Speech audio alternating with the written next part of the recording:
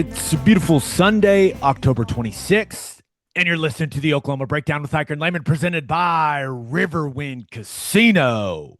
Riverwind is Oklahoma City's premier casino experience, and there are so many reasons why Riverwind is consistently voted OKC's number one casino, but it all starts with their amazing variety of gaming thrills and excitement.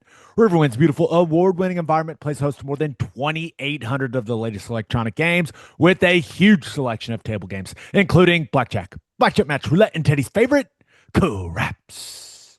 No matter what your game, Riverwind has it in spades and hearts. And to learn more about their gaming promotions and entertainment options, all you got to do is visit riverwind.com. Riverwind Casino, always a good time. And the Sooners fall to 6-2 on the season, Ted, with a 34-26 loss to Ole Miss. And we're going to break it down on both sides of the ball. And clearly, massive special teams play in this game as well. But you got to play well to win big games. That's right. It sounds simple. You got to play well. You got to be efficient. You have to play clean. Smart. You have to be great situationally. And this team just is not great situationally, man. It seems whenever there's an opportunity to make a mistake in a big moment, this team finds a way to do it. And that's very unfortunate because it's very, very difficult to win big games that way. And Ole Miss is a really good team, but was that a game that OU could have won? Absolutely, man. Absolutely. Yes. But you have to play clean. It's never going to be perfect, but you got to play clean in big games to walk away with wins. And this team just didn't do that. I mean, they didn't do that. No. And it's a recurring theme in college football week after week after week. And we'll go through some of these games later, but some teams find a way to win it. Some teams find a way to lose it, and it's kind of the same teams that find a way to win it. And it's kind of the same teams that find a way to lose it. So, I don't know. It's, that's about as frustrating of a day of football as I've had in a long time, man. That was tough. You want to get into the defense? Let's jump into the defense because I've had too much coffee this morning. I can already tell. When you can feel the blood under the surface starting to simmer. Yes. I need a cooling down period before I talk about John Mateer's performance in this game. I need to chill out. So let's hear what you have to say about the defense.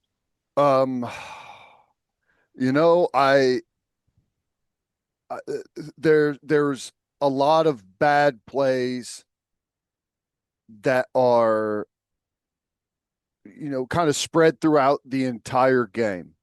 There's a lot of them. Now, a lot of the bad plays are good offense, good scheme, good players on the other side making good things happen. But, I've got a long list of mistakes here, but there's no like massive glaring mistakes. We slip on a quarterback scramble a couple of times. We peek inside on a contain and, it turns into a 8-9 yard first down. There's a bunch of that stuff that's spread throughout, like some zone coverage stuff in the middle of the field where, they beat you and make a play and throw it in between guys. There's a bunch of small mistakes, and they add up over the course of the game to yards and points and time off the clock. All of that stuff just kind of has an overall effect on the game. And, we played 93 plays of defense. And I know like there's some no plays, penalty calls and stuff, but the defense was out there for 93 plays. And I thought the effort, the intensity, the physicality, I thought all of that was there.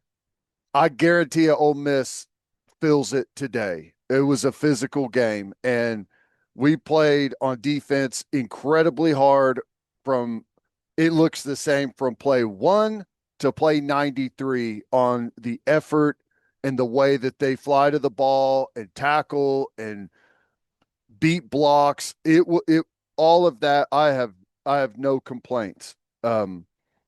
It's just they made some big third and longs on us with scrambles, with just some coverage stuff where, they make a play on us, fit a ball in, and you got to credit them for a lot of that. So I don't come away with a bunch of like big problem areas. Like our defense, they put up yards and they put up points on us. But I don't see any problem areas that I think are going to carry over. I think we will show up Saturday and we will play a hell of a game against Tennessee. My mind has not changed there at all. But there are a couple of things that really cost us. I'll start with we had a 3rd and 14. Okay. And I know everyone remembers this play. 3rd and 14. They get us on a little fake clap or a hard count, whatever it was. We lunge into the neutral zone. It's a 5-yard offside penalty, but it's not really a 5-yard offside penalty. Okay. It was 3rd and 14, and it's like a 20-yard sack. And Ole Miss would be punting from the 20-yard line. Well, 5-yard offsides, come back, replay the down. It's 3rd and 9. They try and hit us on a little, inside zone to try and pop one, thinking we're going to be bailing out. We stop them, and they end up punting from the 43. It's a 23-yard penalty, right? They punt from the 43. We have a holding call on a punt return that came. I think we had a decent little return on it. So they go from punting from the 20 to punting from the 43, and now our offense has it 1st and 10 from the 5. Think about how much yardage, and we all know that turns into a safety. That's how things grow from a small mistake to a game. From that point on, you get a weird score. We're chasing 2-point conversions. Like the end of the game, we have to get a touchdown and a 2-point conversion. And there's, some stuff that happens before that could have changed the outcome as well. But there's stuff like that is small, and it grows into this big game-changing problem. Can I add to that? Yeah. That sequence is the perfect example of what we talk about when we say that this team is not detailed and disciplined enough. Exactly. We are at home. The crowd was loud. Great job, Sooner Nation. Especially that 3rd quarter. That was about as loud as I've ever heard that place. I agree. That was crazy. I wasn't expecting that. It was rolling. But you jump off sides. Maybe your best player. He's done it a couple times this season. He should stop doing it. You jump off sides in a key situation where you can't even hear. It's so loud. Watch the ball. What are you doing?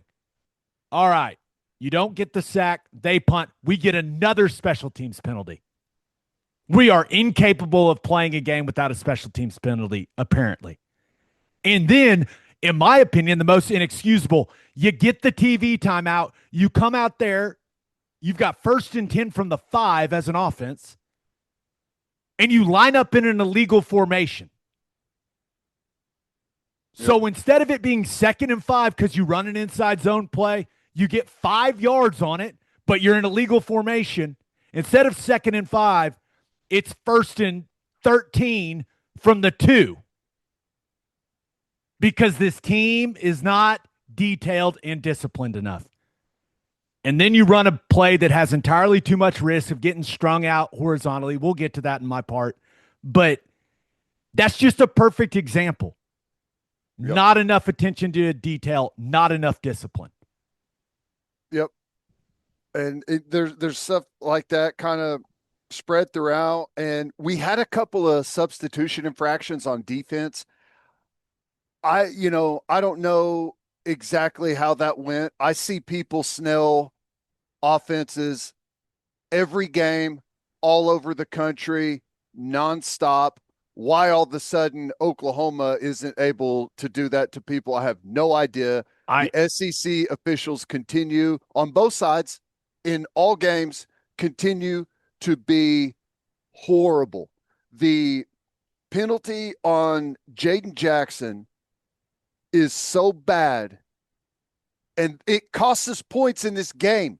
And it, just like I said, a 5-yard offsides leads to a safety, helps contribute, lead to a safety.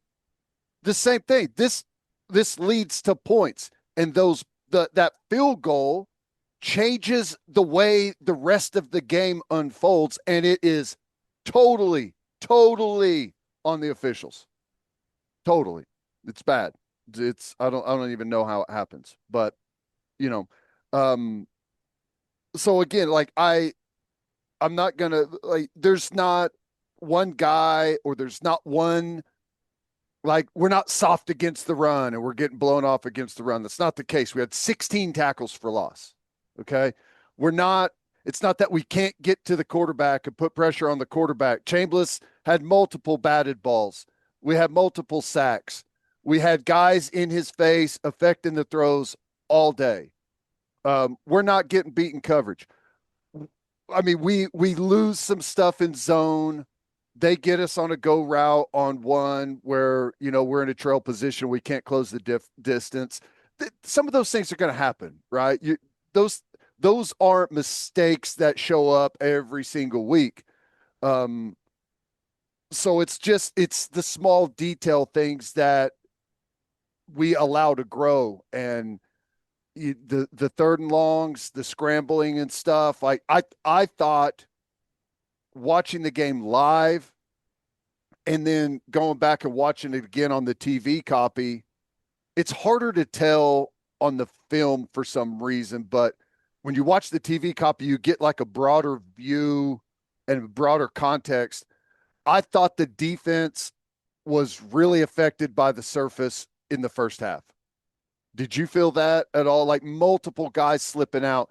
I felt like we were just a step slow on some of the plays where we're pursuing and covering. And I mean, those things are going to happen in those conditions, but I thought it was a factor. There's no doubt it was a factor, but when it comes to this stuff, I always say the same thing, that both teams are playing in it. Both teams are playing on the same field. My question is, why did we not tarp the field? Well, I don't know. That it was soaked. Yeah.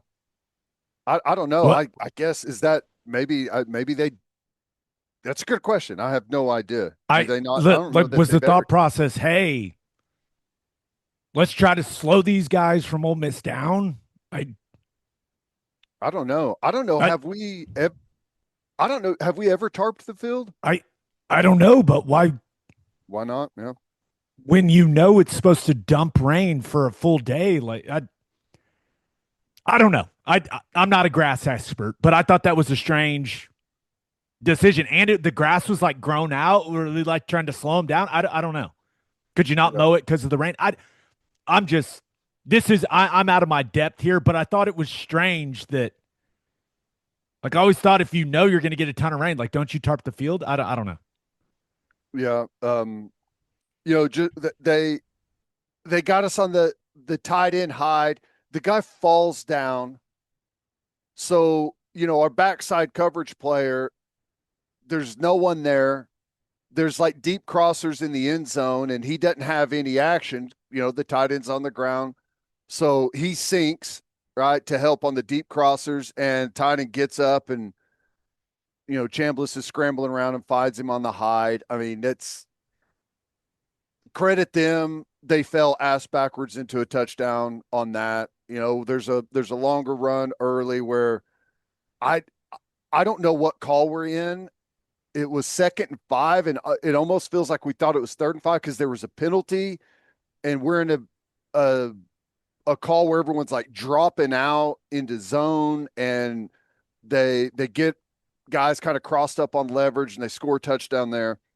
I guess what I'm saying is I'm not worried about the effort. I'm not worried about the physicality. I'm not worried about the tackling.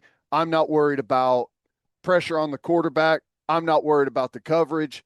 I'm worried about the details, like the small details, and the bottom line is defensively, when you're not getting much at all from your offense, every little detail is going to matter more and more. And I still think this is one of the best defenses in the country, but the overall scope of our football team is going to require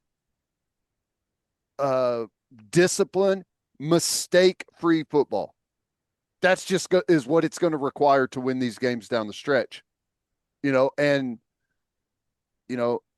I'm not mad at the way the guys played. I was, I there's some small mistakes in there that grew on us, but there was still a lot of really good play. I thought Cortland Guillory had maybe the best day at corner that we've had at Oklahoma in a long time.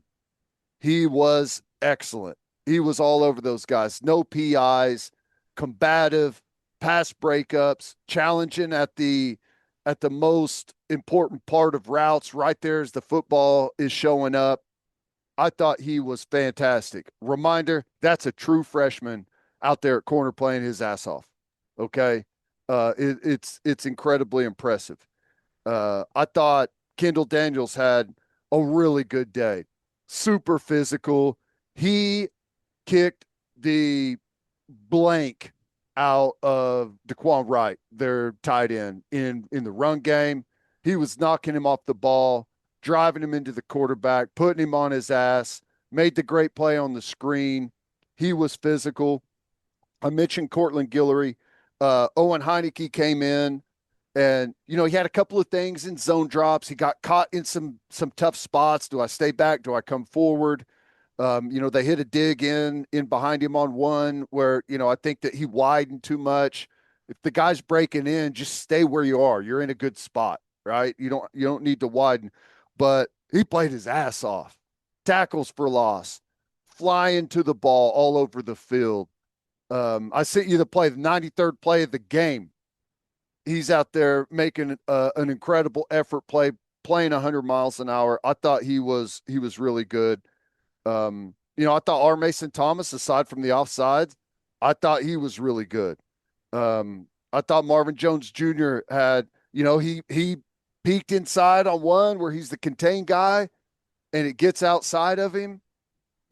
Mistake. Well, the next play, he crushes the guard on a power play, condenses the hole. We get a no gain. The next play after that, he's a spy player, gets a sack on Chambliss as he's scrambling, trying to make something run. So he responded. I like that. I thought Peyton Bowen did some really good things in coverage. Our safeties, Boganowski, Peyton Bowen, Robert Spears Jennings, they came up and made, because they found us, increased us on a couple of runs, but our top safety came down into the box and made a one-on-one tackle to keep a play from being a first down or to turn into an explosive. I thought those guys did a really good job there. Omasigo came in and had some good snaps, had a big tackle for loss on one.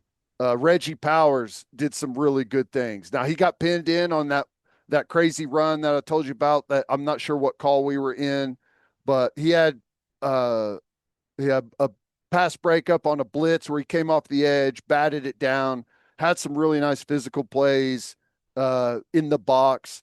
I thought Taylor Wine, it was a little more of a quiet day than we're used to from him, but he was tough. He was physical.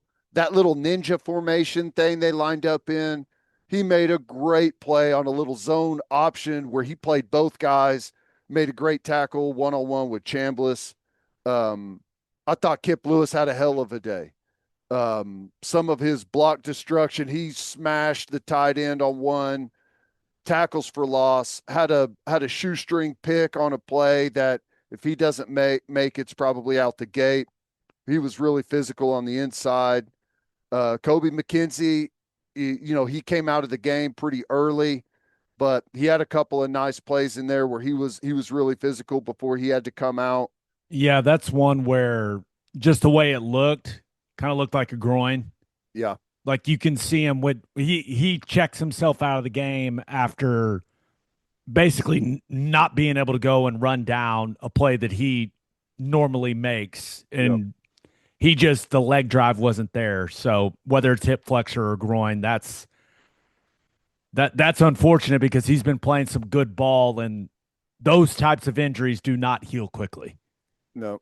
So No, but that was it shows the depth that we have on defense, and Owen Heineke was able to come in and play a great game. And it's good that Kobe didn't try and stay in and see if it would loosen up on him and maybe make it worse than it is. So hopefully that comes back pretty quick. Just an incredibly frustrating day that has a lot of good and some small bad things that grew on us. Like I said, overall, it doesn't change my opinion on anything. I think that we're still really, really good, and I expect us to play a hell of a game against Tennessee. But you have to understand who you are at this point as an entire football team. And your mistakes on defense, every 5 yards, every special teams play, no matter what it is going to have a profound impact on the rest of the game because at least up to this point, you're not getting a whole lot on the other side of the ball with consistency and points and scoring. You want to be able to bail each other out and play complementary ball, and that's hard for us right now. So you're going to have to carry more of the burden, more of the load. And I know that these guys will be up to the challenge. Just fix some of those small details. And hats off, I'll say, hats off to Ole Miss and their offensive game plan. They were incredibly versatile. They were creative.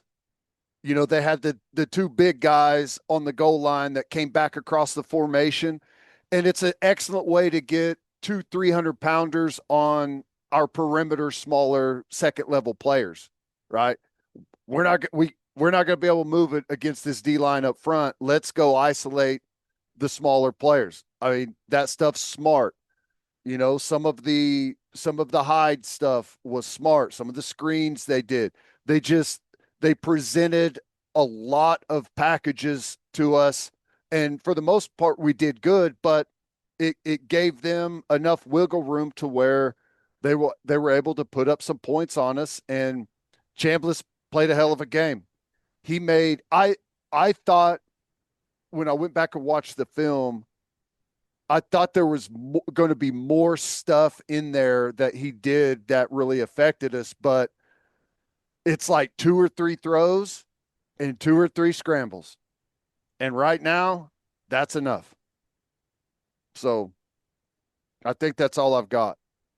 We've said this a lot over the last several years. I thought even though they gave up yards, they gave up points, they were put in a lot of bad spots as a defense in this game from a field position standpoint. Mm-hmm.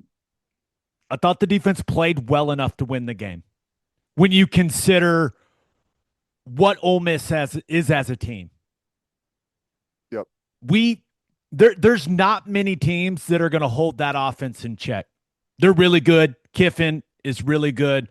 I thought their O-line played at a pretty high level as well. They did. They covered us up quite a bit. I mean, they got talent at the skill spots. And Chambliss, he was the best player on the field. Yeah. He was the difference maker in the game, in my eyes. But that all being said, like, I thought the defense played well enough to win the game. Yeah, and here's the thing. Like, and we talked about this. I mean, we talked about it this week, but it's an overall it's an overall goal every week, no matter who you play. You got to make people one-dimensional. And how do you make them one-dimensional? Well, you make them one-dimensional by stuffing the run, putting them in long yardage, and the scoreboard, right? Get out in front. When people are able to jump out in front of you, even in 3rd and long, they don't have to be one-dimensional. They can change things up. They can stay in a little more run heavy, play action. Like, they can still do a bunch of things because they're protected by the scoreboard. So, like, we put them in a lot of 3rd and longs, but we didn't make them a drop back team because of the scoreboard. So that's how, again, everything always ties together. Anything else?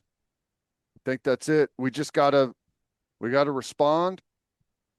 We were on the field more than we've been on the field the entire season. So we got to get our legs back. We got to have a great week of practice, and we got to go do it again and do it better against Tennessee. Well, I got good news and bad news. Okay. It's mostly bad news. I think Tennessee is a better team than Ole Miss. Collectively. Yeah. Because I think they're better on defense, especially on the D-line.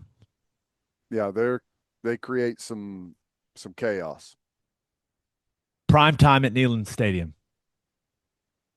That's awesome.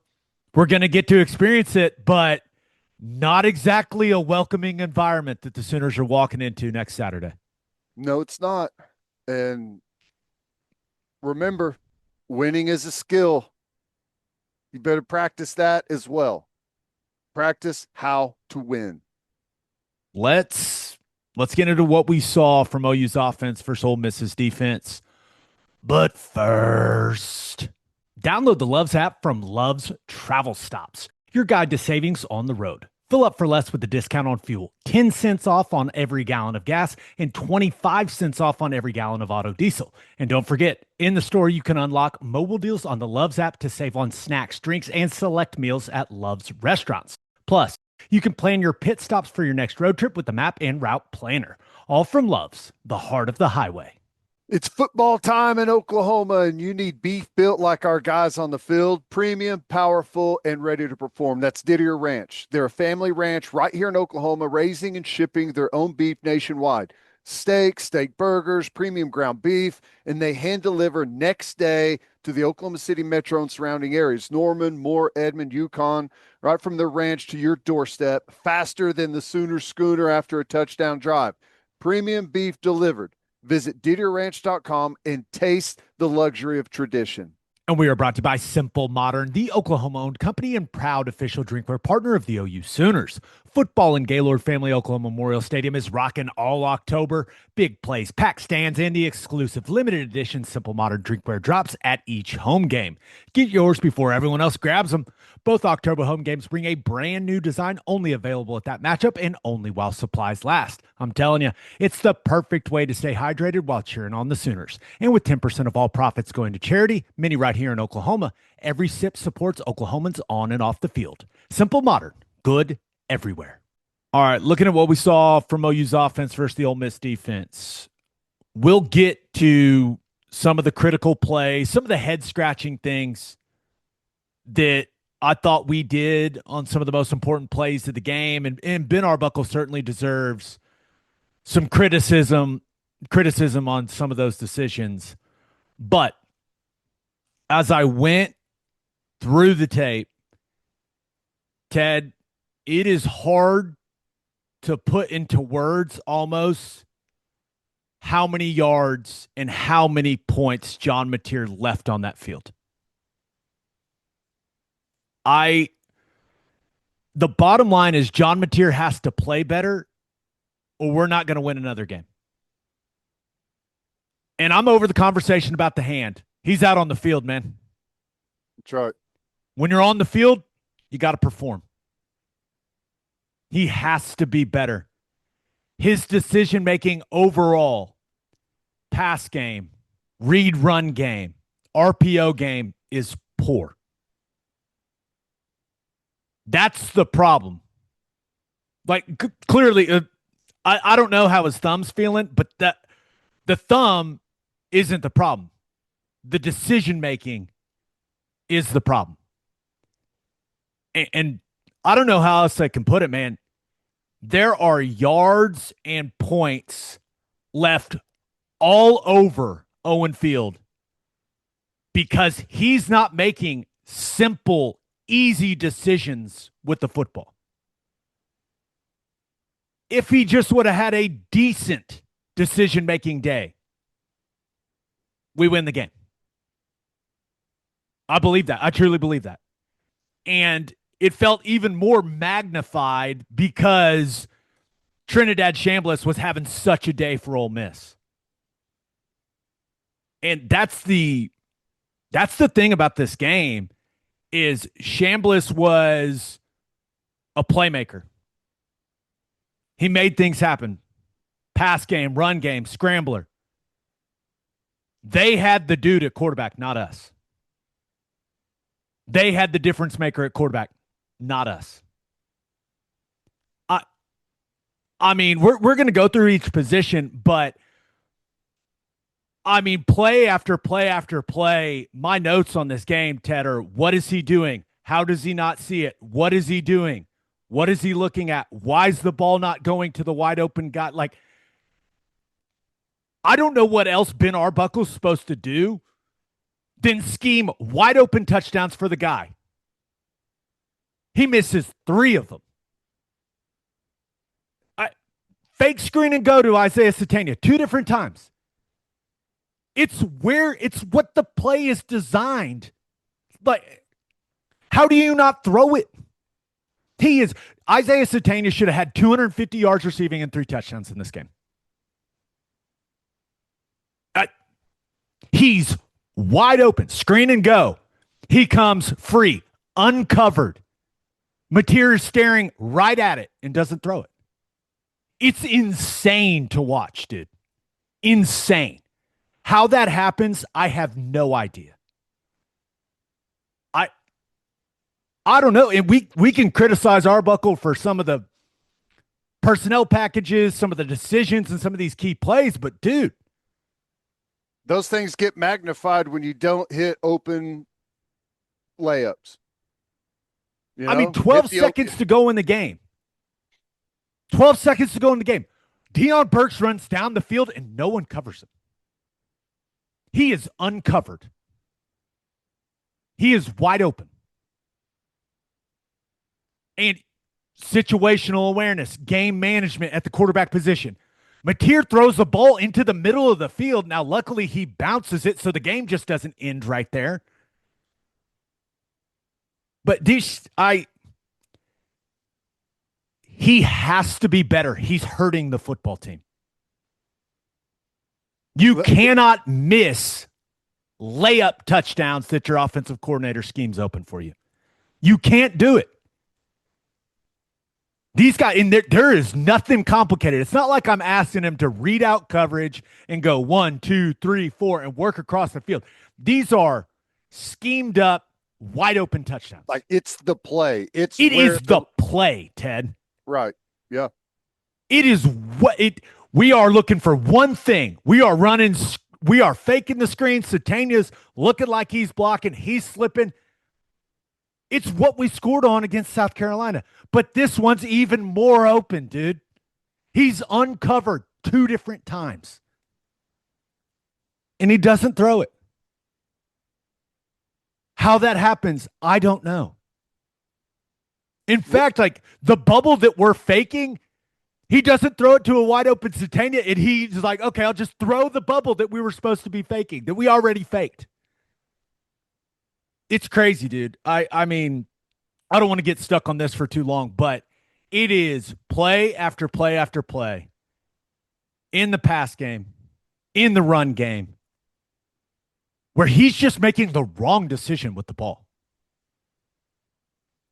And a lot of them are simple, easy decisions. Yeah, Satania's touchdown, the 76-yarder where he looks like the fastest man alive down the sideline. Yep. Jaron Kanak is wide open, uncovered, on the side of the field that John Mateer is supposed to be working. He's staring right at it, and he doesn't throw it. Now everyone goes, oh, what a great play. They kept playing. No. You have to play on schedule, on time, with great eyes and great feet in this league, or else you won't get shit. And that's his problem. Bad feet, bad eyes, bad decision-making. When did – because there wasn't a lot of this, or maybe there was. I guess that's kind of what I'm asking. Is this stuff that's been there all along, or are these kind of the last couple of weeks? Like, did the practice he miss? Like, I guess I'm asking, where did this come from? There's no excuse, man. These guys are wide open. I don't want to hear it. Yeah. I don't want to hear about the hand. I don't want to hear about mispractice. These are throws that high school kids can make. No, I understand. I'm just wondering why his play has fallen off so dramatically. Like, what is – like, is there an explanation for it? Like, I wonder, how is your quarterback not seeing it and not making that throw whenever I feel like early in the year he was seeing those and was making those? I don't know if it has anything. I don't know what, if it's I don't know what, I'm just asking, is there any, has this been here all along and we just didn't see it? Or is it a recent development, I guess is what I'm asking. It feels like, going back to his season a year ago at Washington State, he was not some guy that was, hey, sit in the pocket, read everything out, and make great decisions. Now, before the injury, he made solid decisions with the football, but he still wasn't a guy, all right, let me sit in the pocket, be super patient, read it out, work my route combinations. It's not like the ball was going 100% of the time where it needs to go. But now it's almost like he's in his own head, man. It looks like a mental thing to me. I don't know how you don't throw the ball when the play is schemed open to go one place and the guy's wide open. I don't know how you don't throw it. Yeah. That's insane to me. And it should be insane to his teammates. I don't know what conversations have to happen in that locker room, man, but he's got to play better. Yeah.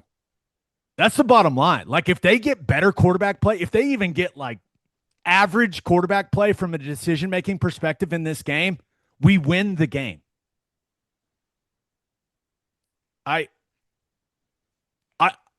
Some people may think I'm piling on. It's that bad when you watch it from a decision-making standpoint. I think I've made it clear that I think John Mateer didn't play very well, right? Yeah. Okay. And I agree. Let's get to some of the critical plays, like the safety.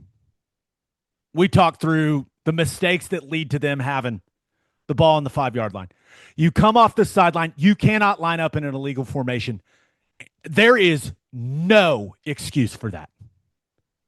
It cannot happen. Whether it's coaches or players, you are backed up. Those are critical yards. It cannot happen. You run an inside zone play. You gain 5 yards on first down to get some breathing room with Blaylock.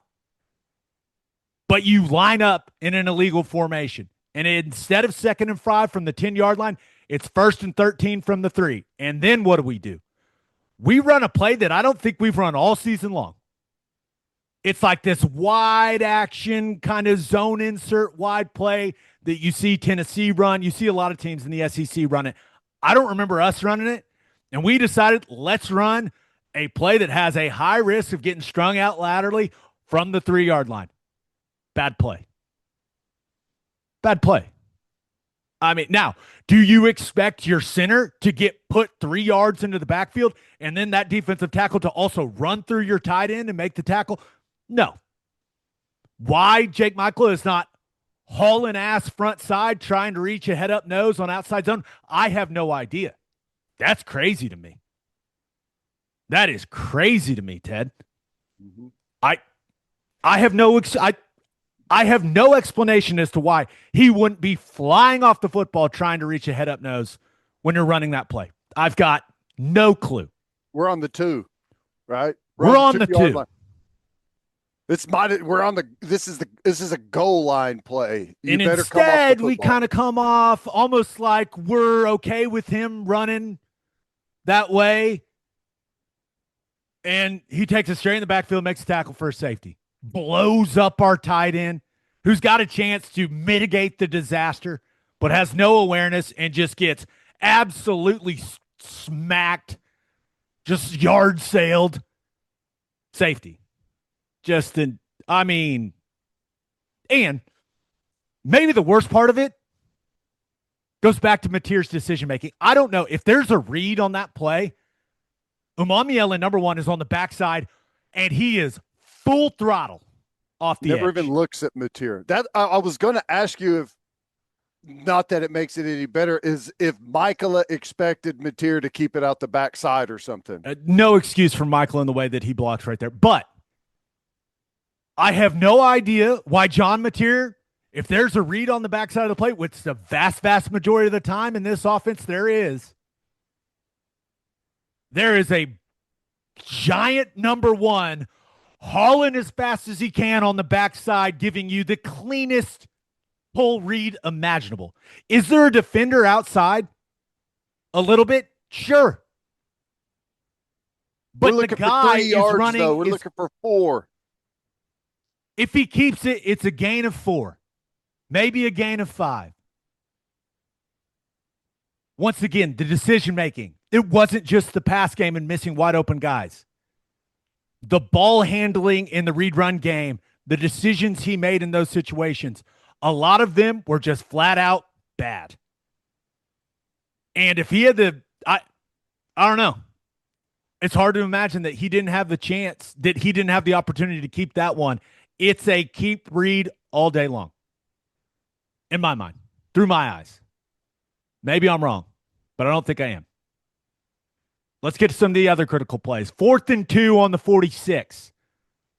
It's a 15-10 football game. Massive play in the game, Ted, right? Yep. We're going for it. If we don't get it, they're getting great field position. We're being aggressive. We're going for it. And we get in 12 personnel with Caden Helms and Carson Kent. Ivan Carrion and Zion Kearney at wide receiver. Before we even talk about running waggle boot from under center, like when you are in one of the most critical plays of the game, how is that your personnel grouping? How does that happen? It's 4th and 2 on a gotta-have-it play that's going to have huge implications in the football game. And we get in our worst personnel grouping, 12 personnel, and then we put wide receivers on the field that do not play. That is crazy, bro. And to tied it, like how many snaps did Carson Kent have? More than he should in a game like this, in my opinion. Now, Carson, that maybe sounded bad. Like, he did a good job with what he was asked to do in this game. I want to make that clear. Mm-hmm. Like, he was asked to pretty much just secure the edge on some sprint pass stuff, and he did a good job. He did. But 4th and 2, we got to have it. The move is not 12 personnel. And put Carrion and Kearney on the field. Like, what is that, man? What? Did we come out of a timeout on that too? Yeah. That's dumbfounding. And the worst part is the formation you get into, the personnel you go with, it gets their best players on the field. They get those 5 defensive linemen. Maybe their 5 best players on defense come on the field because of the personnel grouping you're in. Yep. And then you run Waggle Boot, which is a disaster. The second you saw where Imami Ellen was lined up between the tight ends, you should have called timeout. Play was dead. Dead. We don't run wide zone under center. We've never run it. What, they're going to bite on it? That's crazy to me, man. Yeah, I agree. You got and your read is Caden Helms on the corner to Torrey Blaylock in the flat. 4th and 2, massive play in the game. Burks, Satania, Canick, all standing on the sideline. Crazy to me, man. Crazy. 2-point conversion. What do we get in, Ted? 12 personnel. Yep. Canick, Kent. Now we run sprint pass and Mateer bounces it to Blaylock. Probably should have converted there. Now it would have been a tough catch, but if he gets an accurate ball, it's probably a 2-point conversion. But with the way that the game was unfolding, they could not stop Xavier Robinson if their life depended on it. Give the dude the ball on the 2-point conversion. Xavier felt like he was the best player on the field for us offensively. He got 9 carries.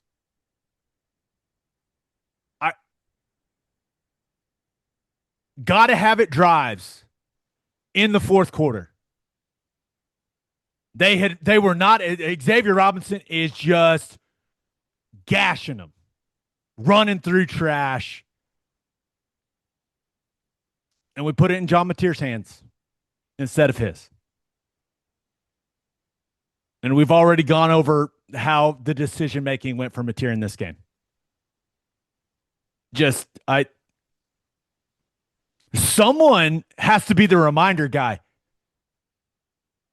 Hey, reminder, they can't stop X. Let's give them the ball. Someone's got to say that over the headset on the staff, right? Yeah. Other critical plays. 3rd and 10. We're 8:57 in the 4th quarter, Ted. Not where you want to be, but hey, it's a 31-26 game. We get in 12 personnel and run a 2-man route on 3rd and 10. It's 3rd and 10.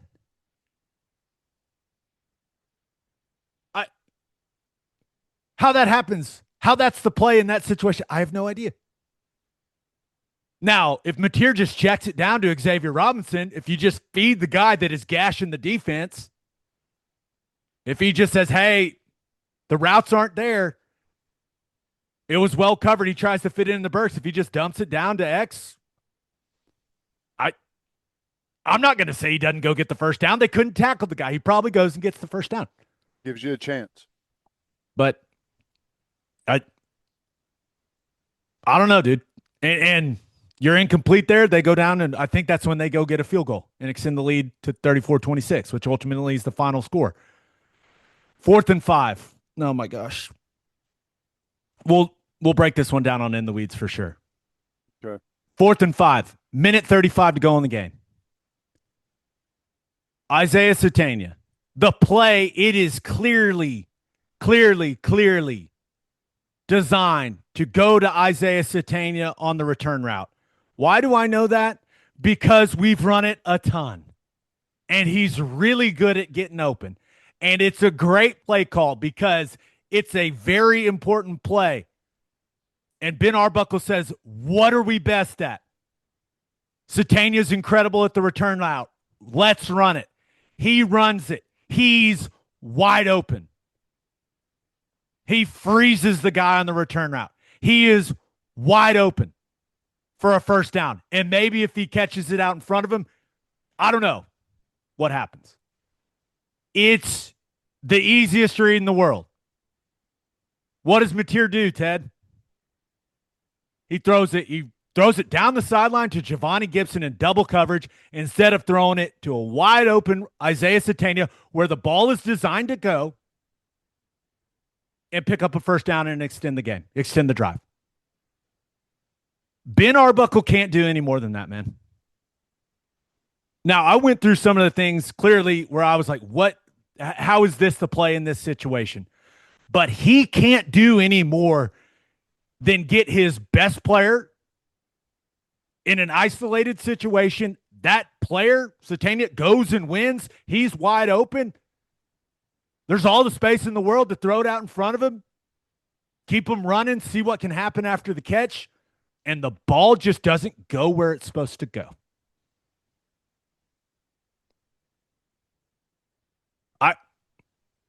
I don't know what else to say, man. And there are decisions like that all over this tape. So I mentioned 12 seconds to go. Pocket's clean. Mateer freaks out for some reason. Throws the ball in the middle field. We don't have any timeouts. You can't do that, dude. And meanwhile, Deion Burks is ripping it down the field uncovered.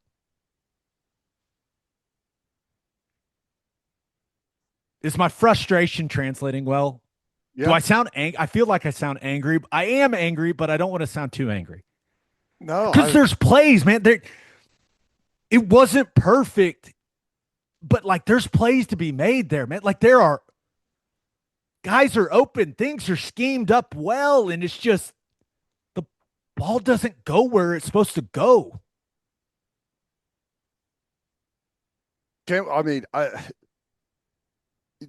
If it doesn't start going where it's supposed to go to wide ass open wide receivers and they have big play potential, touchdown potential, you will not win any game left on the schedule.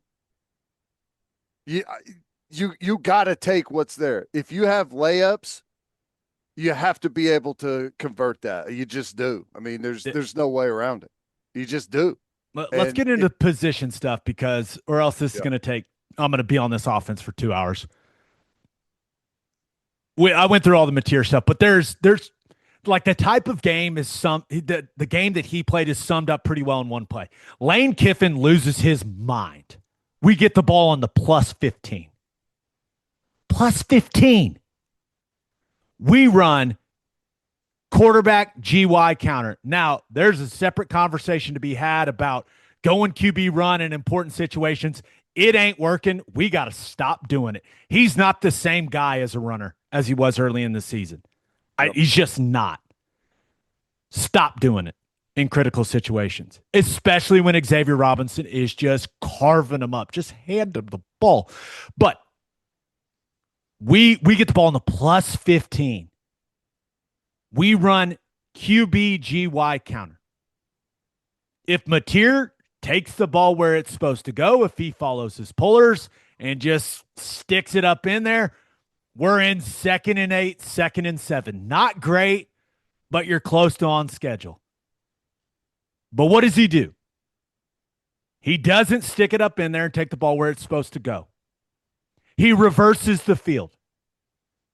And then he throws a pass down the field to Giovanni Gibson. So instead of 2nd and 7, let's call it, we are in 1st and 15 because our quarterback does not go get what's there and instead ad-libs, freaks out, and throws a pass on a QB run play, and we get an illegal man downfield penalty. And everyone in the crowds go, oh, if he just puts it on him, it's a touchdown. No, it's not. It's a horrible decision. You cannot do that.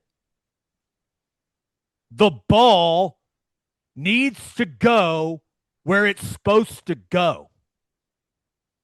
That's how this thing is designed. He is not athletic enough to ad-lib in this league, man. Like, he can make a few things happen, but when there's 3 yards there, go get 3 yards on first down. You certainly can't reverse the field and then chunk it down the field and get your team behind the chains because you won't take the ball where it's supposed to go. Let's move on. Wide receivers. We got to play more wide receivers. There's way too many guys throttling down on key plays in this game. And this is another thing. I just couldn't believe it when I saw it. Hail Mary play at the end of the game. If we trust Elijah Thomas, Ivan Carione, and Jermichael Carter to be on the field for the most important play of the game, when you got to go make a crazy play, how can those guys not play during the game? If that's your group, the most critical play in the game, we got to have it or else we lose. We can put them on the field then, but we can't play them a handful of snaps to give Burks and Satania a couple breaks to where, hey, Isaiah Satania, you're on the inside fade. Mateer's ripping it down the field to you. Why are you throttling down? Happened multiple times. Now, Satania's the last guy I need to criticize. Well, the fumble was obviously a massive play. But from what he did on offense perspective, he was our best player on the field, him and Xavier Robinson. Mm-hmm. But those are the moments where it's like, we can't get Elijah Thomas 8 snaps a game where he's just ripping it down the field. I don't understand that. I don't understand that at all. Like Jermichael Carter. They talk about, critical block on the first touchdown against Torrey Blaylock. We can't get him just a couple snaps of ripping it down the field so these other guys don't have to play every snap of the game. I don't understand that. But, hey, you got to earn on the practice field. Maybe that's it. It's hard for me to believe that those guys can't help a little. Yeah. Can't go just rip it down the field. I'm with you, man. I've been, and I don't know. I can't go to practice. I don't see it. I'm sure there's mistakes there, but Elijah Thomas can fly. He is an incredible athlete. Let the guy go be a piece of what you're doing. Give him a handful of opportunities where he can use his speed.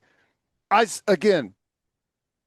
see true freshmen all over the country. The most frustrating thing last night is to watch all of these plays being made all over the country. There's whatever, there's guys of all different classifications, but you got to give some of those dudes an opportunity. Guillory he just played one of the best games I've seen at corner in a long time. True freshman. Let some of those guys go have some opportunities. Especially when you consider the fact that Giovanni Gibson's just creating no separation right now. And if you can't create separation at the outside wide receiver position, that limits what you can do offensively. Ole Miss isn't particularly good at corner, and they are in his jersey all game long, Ted. Mm-hmm. He looks kind of slow out there. I don't know. Yeah, that's it. And I know he had a horrible injury at the end of spring ball. I get that. But when you're out on the field, man, you got to perform. And the bottom line is he's not creating separation at all. Like the only chance, there was one where he kind of throttles down. If he just keeps running, I think he catches it. Mateer throws it, and I don't know where the disconnect was there. But maybe he'd be more effective if you bumped him inside and let him work the middle of the field a little more, use his size. I don't know. But the bottom line is, you mentioned it, dude. All these games, you watch these outside wide receivers rip it down the field. I mean, absolutely rip it down the field. And Giovanni Gibson just can't do that right now. Yep. And that's a team that going into the game, it was pretty clear that corner was a weakness of theirs. So what that means, I don't really know, but if he can't create separation, man, that's a big, big problem. Yeah. Deion Burks, 4 for 32. I feel like we just don't get him easy touches. No. Like Or speed sweep, throw him the bubble, like just get the guy the ball in space. Now, I've complained for a long time that he doesn't make the first guy miss, and he still's got to do that. But he feels like a dynamic player that it should be really easy to just get him easy touches. And for whatever reason, we don't do that. or throw it to him when he's wide ass open, ripping it down the middle of the field. That would help too. Yes, that would also help. I agree with that. Nicest route of the game, probably. He runs a deep comeback on a boot play. Maybe Mateer's best throw of the game, other than the one on the first drive to Satania where he drops it in the bucket perfectly. I mean, that was really good looking. Satania, it's just really unfortunate that people's first thought from this game will probably be the fumble on the punt return. Why he left his feet when that was the long snapper and the guy wasn't even going low, I have no idea why he hurdled the way that he did. You got to protect the football. You got to know the situation. I know he's trying to make a play, man, but and some of the effort by the punt return team on that play is maybe we'll have to break that down on In the Weeds, because it was a critical play in the game. But you got guys stopping. They're probably at this point scared of committing a penalty. I get that, man, but these are a couple of these guys hardly play. I know. I think it's probably fear-based of getting called for a hold or a block in the back than it is like an effort thing. Is just no. Ted, created that for ourselves. There's no doubt they're in bad position. They throttle down because they don't want to get a block in the back. I get that. What I don't understand is not following the ball. Yeah. There's no excuse for that. There's no excuse once you realize, hey, oh my gosh, he's returning it. Let's follow the ball just in case something terrible happens. Nah. He's got it. We only play a handful of plays a game. Let's take this one off. Let's just watch him go do his thing. Oh, no, the ball's on the ground. And we're standing still, watching. Details, man. Details. But Satania just continues to be the most dynamic playmaker that we got. And, the 76-yard touchdown on the scramble play where he just keeps playing. He's hauling down the sideline. That was awesome. Should have had, we talked about, should have had 2 more long touchdowns if Mateer just throws the ball where it's supposed to go on the fake bubble plays. Unbelievable. There's a couple where I mentioned he's kind of throttling down on the inside fade where if Mateer's putting it out there, giving him a chance, and it's almost like he thinks, oh, I'm covered. The ball's not coming my way. Yeah, it is. You gotta play fast, man. Yep. You gotta play fast. But that's once again, he's having to play a huge number of snaps. And a lot of these are deep routes where he is ripping it down the field. So I would like to see us give him a few more snaps off. So on some of those inside fades, he's hauling it down the field. Not on 4th and 2, though. We want him on the field on that one. Oh, our best player? Yeah. You don't want to get in 12 personnel and run waggle boot in a 2-man route? Why our most dynamic playmaker standing on the sideline? You don't want to do that? I do not. Me neither, Ted. Running back, quiet day for Torrey Blaylock. Now, he got absolutely smashed on the first play of the game. Xavier Harris swims, splits us, destroys Torrey Blaylock, and that left arm was hanging, and I'm not sure he was the same the rest of the game. Yeah, he has to come out right after that, and then, I'm with you. But limited touches. He got away with the worst high-low I've ever seen not called in a football game. Young man, you can't cut in 6 up. What are you doing? What are you doing? I have no clue how the officials missed that. It is egregious.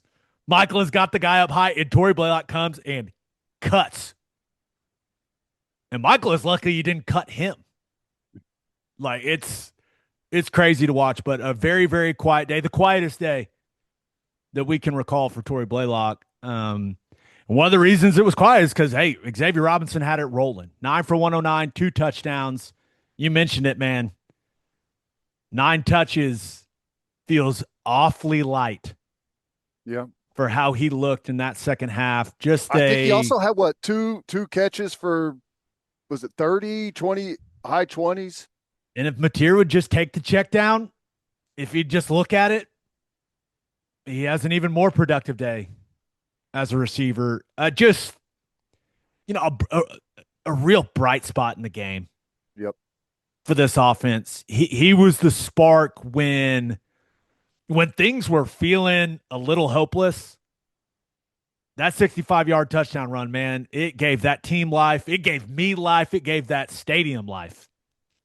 And it was a lot of him just saying, hey, I'm not letting these guys tackle me. And just a fantastic individual effort from him. And just really an overall really, really good game for 24. That was impressive. On to tight end, Canick 3 for 30. For whatever reason, we've gotten away from kind of working the middle of the field with him. Now, he had a nice play on the RPO throw on the outside where he kind of hesitates and like hides behind the blocks and then gets down the sideline. I did think he mixed it up as a blocker as well as he has all season long. The effort was there, but just if we're not going to throw him the ball, just get another wide receiver on the field, If we're not going to throw him the ball. That's kind of how I feel about it. And then Caden Helms, love the effort. Guy battles, there's no doubt about it. He is a non-threat as a pass catcher. So that, once again, limits what you are offensively. Had a really nice block on the on Xavier Robinson's long touchdown run. He feels like a guy that next season, like if he can stay healthy, he can be a factor for this team.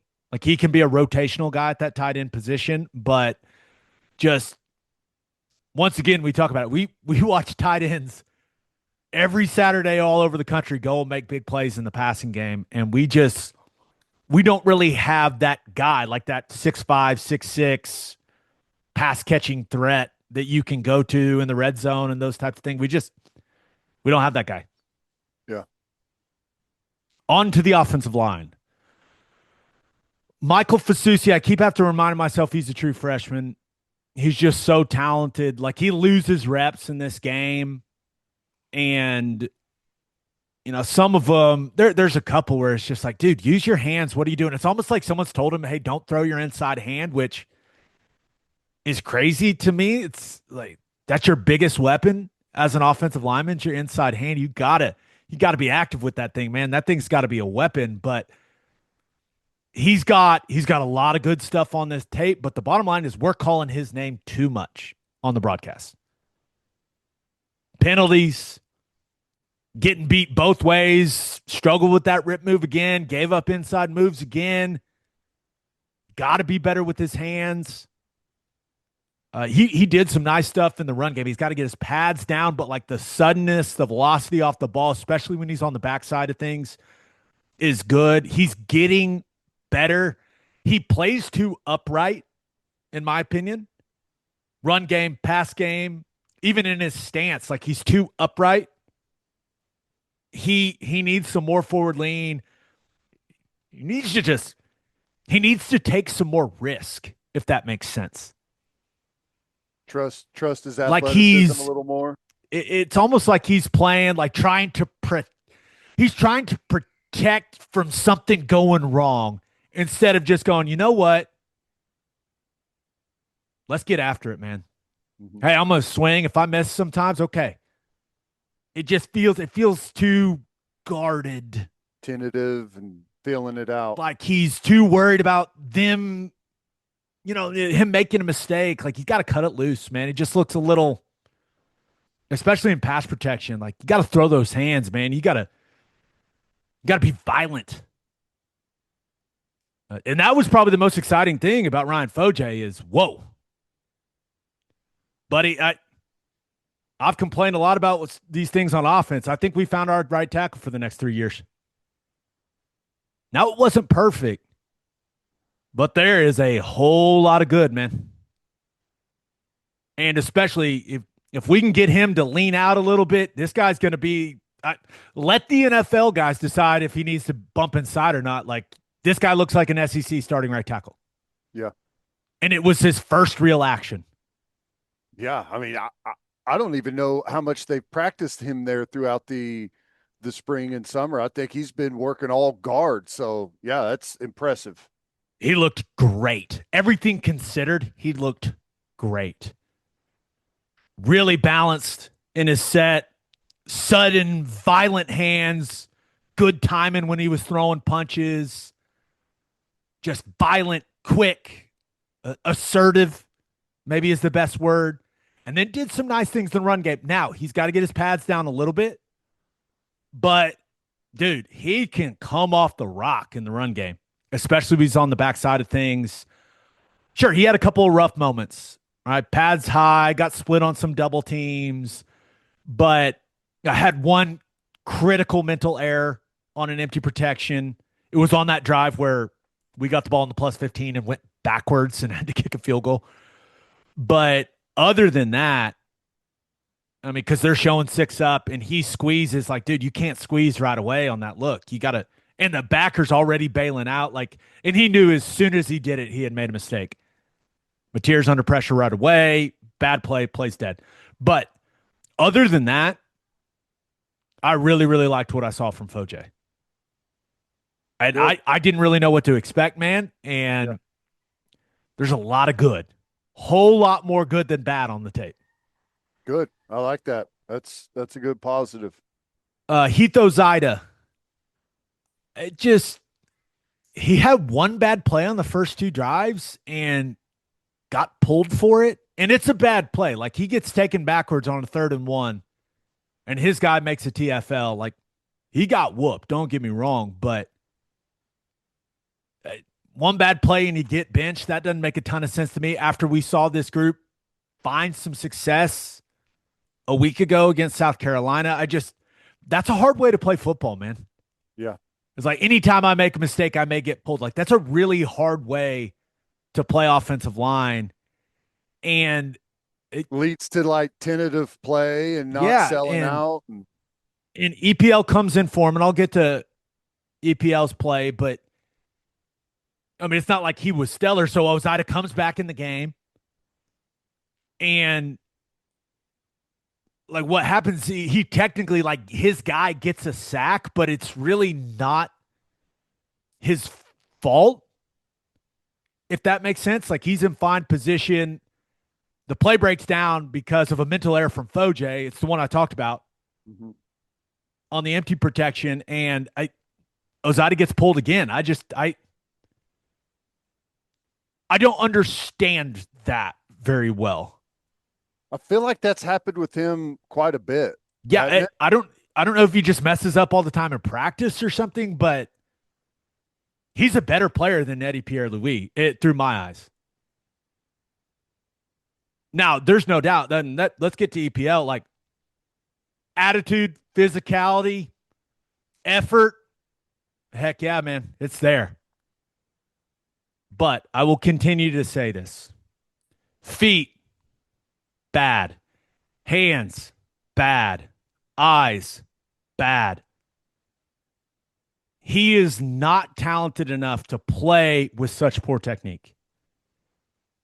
You may be able to find a handful of plays, and I've seen this stuff going around where, hey, he looks like the baddest dude on the block. He's flying around. He's smashing dudes, and those plays happen. But those plays are vastly outweighed by the plays where it doesn't look like he knows where he's going. He's got high pads. He's got wide hands. He's got bad feet. You cannot play at a high level with the technique that he plays with. It's impossible at this level. The effort, the strain, like the attitude, it's great, man.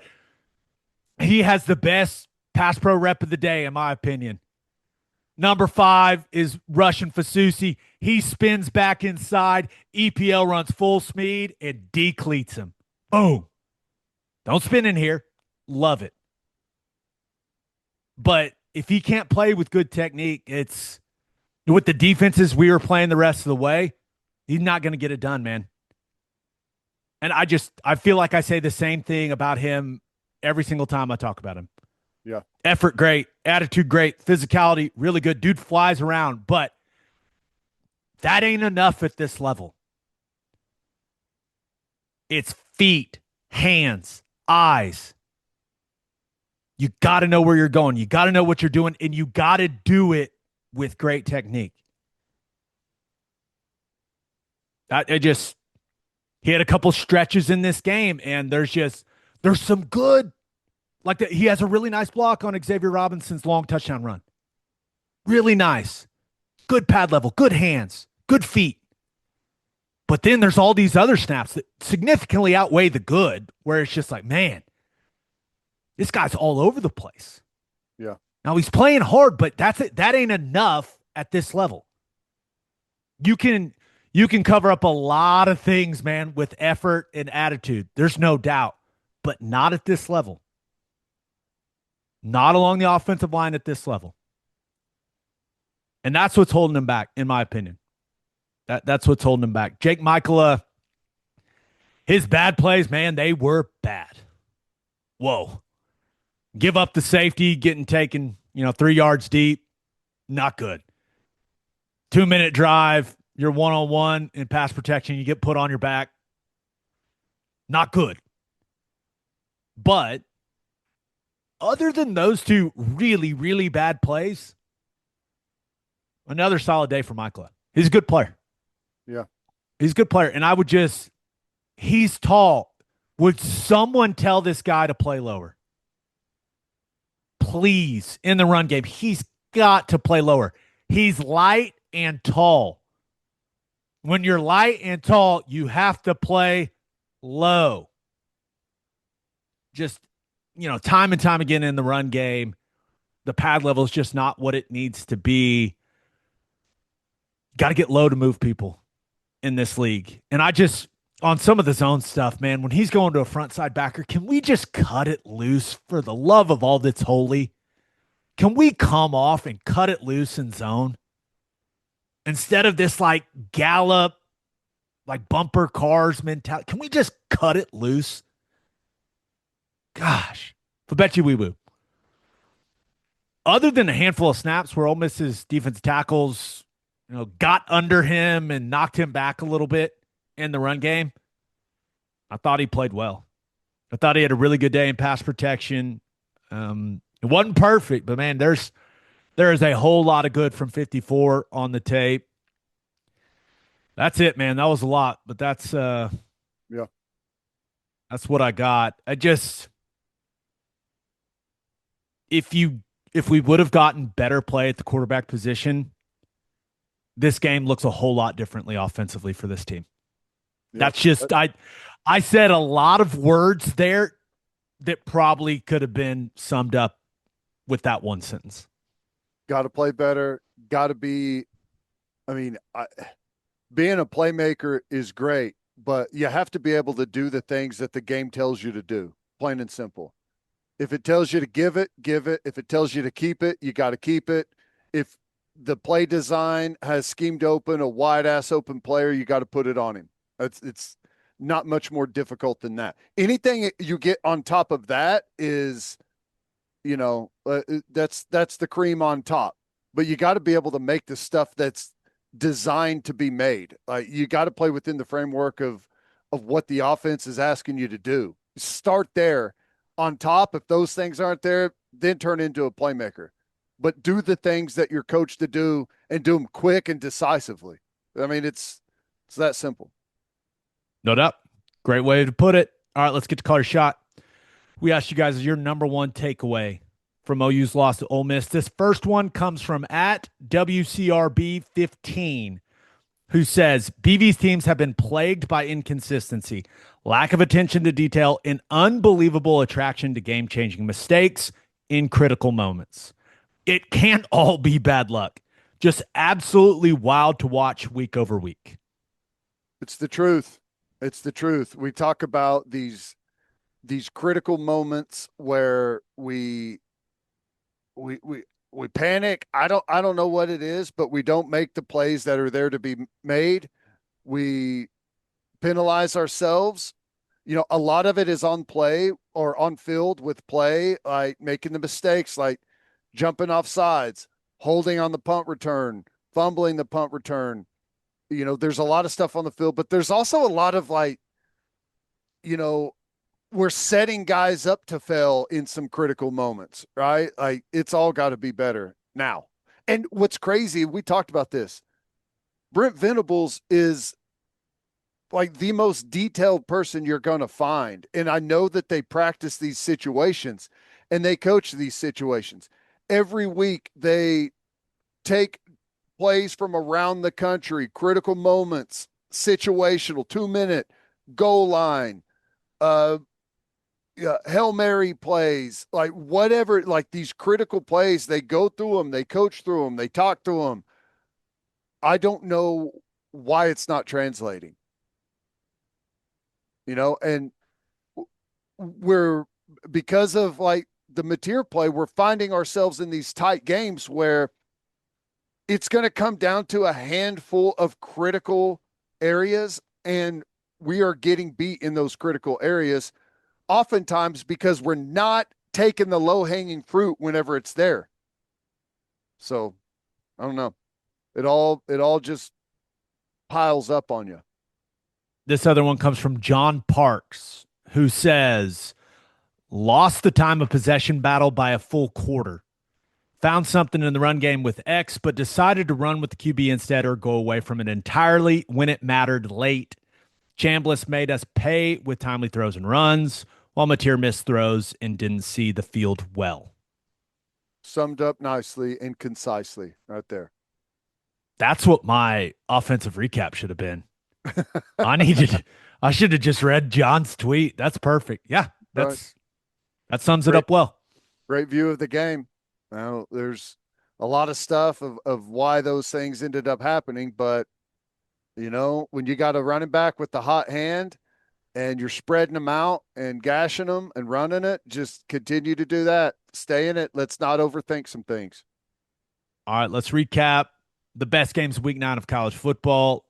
But first, Schwab Meat has been smoking the highest quality meats, hot dogs, and sausages in OKC since 1912.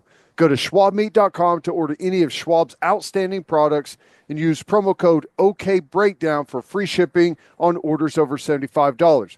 Schwab dogs are iconic. I like to keep it simple. Just a bun, dog, mustard, ketchup. Also, the jalapeno cheddar smoked sausage is ridiculous. schwabmeat.com, code OKBreakdown for free shipping on orders over $75. Schwab Meat, the official hot dog of game days. And head to the garage for hand smashed patties, butter toasted buns, and ice cold beer. My go-to is the double bison cheeseburger. It's so good.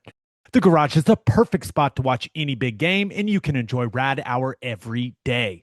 Enjoy discounted domestic beers, house wines, draft cocktails, and frozen cocktails Monday through Friday, 11 a.m. to 6 p.m., and Saturday and Sunday from 3 p.m. to 6 p.m. Visit eatatthegarage.com to find a location near you or order online from the garage in your neighborhood. Insurica's launched a new digital agency introducing Insurica Direct. Whether you're in Oklahoma or anywhere across the U.S., they've got you covered. From small business insurance and health insurance for your employees to insurance for individuals like home, auto, and even Medicare supplements. Insurica Direct's got it all. Start your journey today at insuricadirect.com. Remember, at Insurica, we specialize in you. All right, time to recap the best games of week 9 of college football. Let's start in Nashville. Vandy keeps it rolling, man. The Commodores win it 17-10. A wildly entertaining game despite being low scoring. Ted, you cannot come any closer to tying a game on a Hail Mary than Mizzou did at the end of this game. It took me a while to realize he caught it, and then like Kevin Coleman Jr. is this far from tying the game in that moment. That was what a crazy finish to a really fun, competitive game. It was. I mean, it was. Yeah, I don't know. I never could really even tell.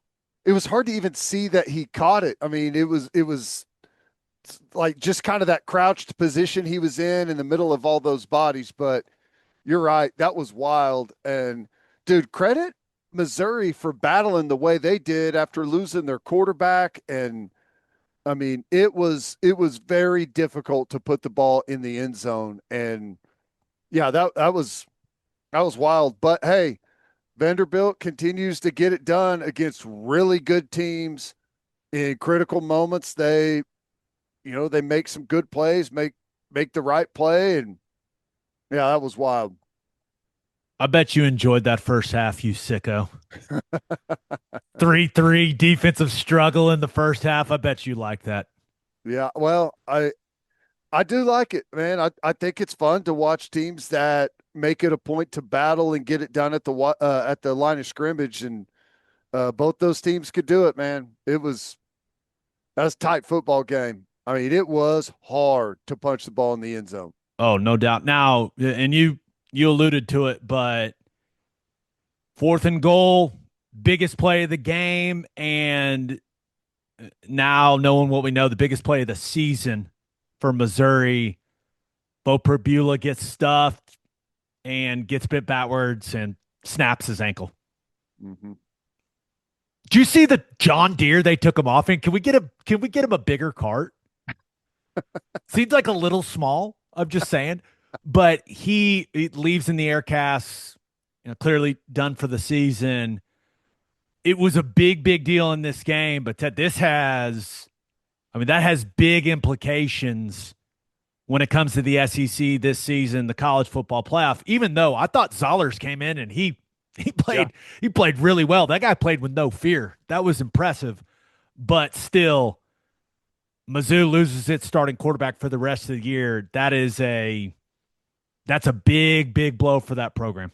Do they expect their original starter back at any point? What was his injury?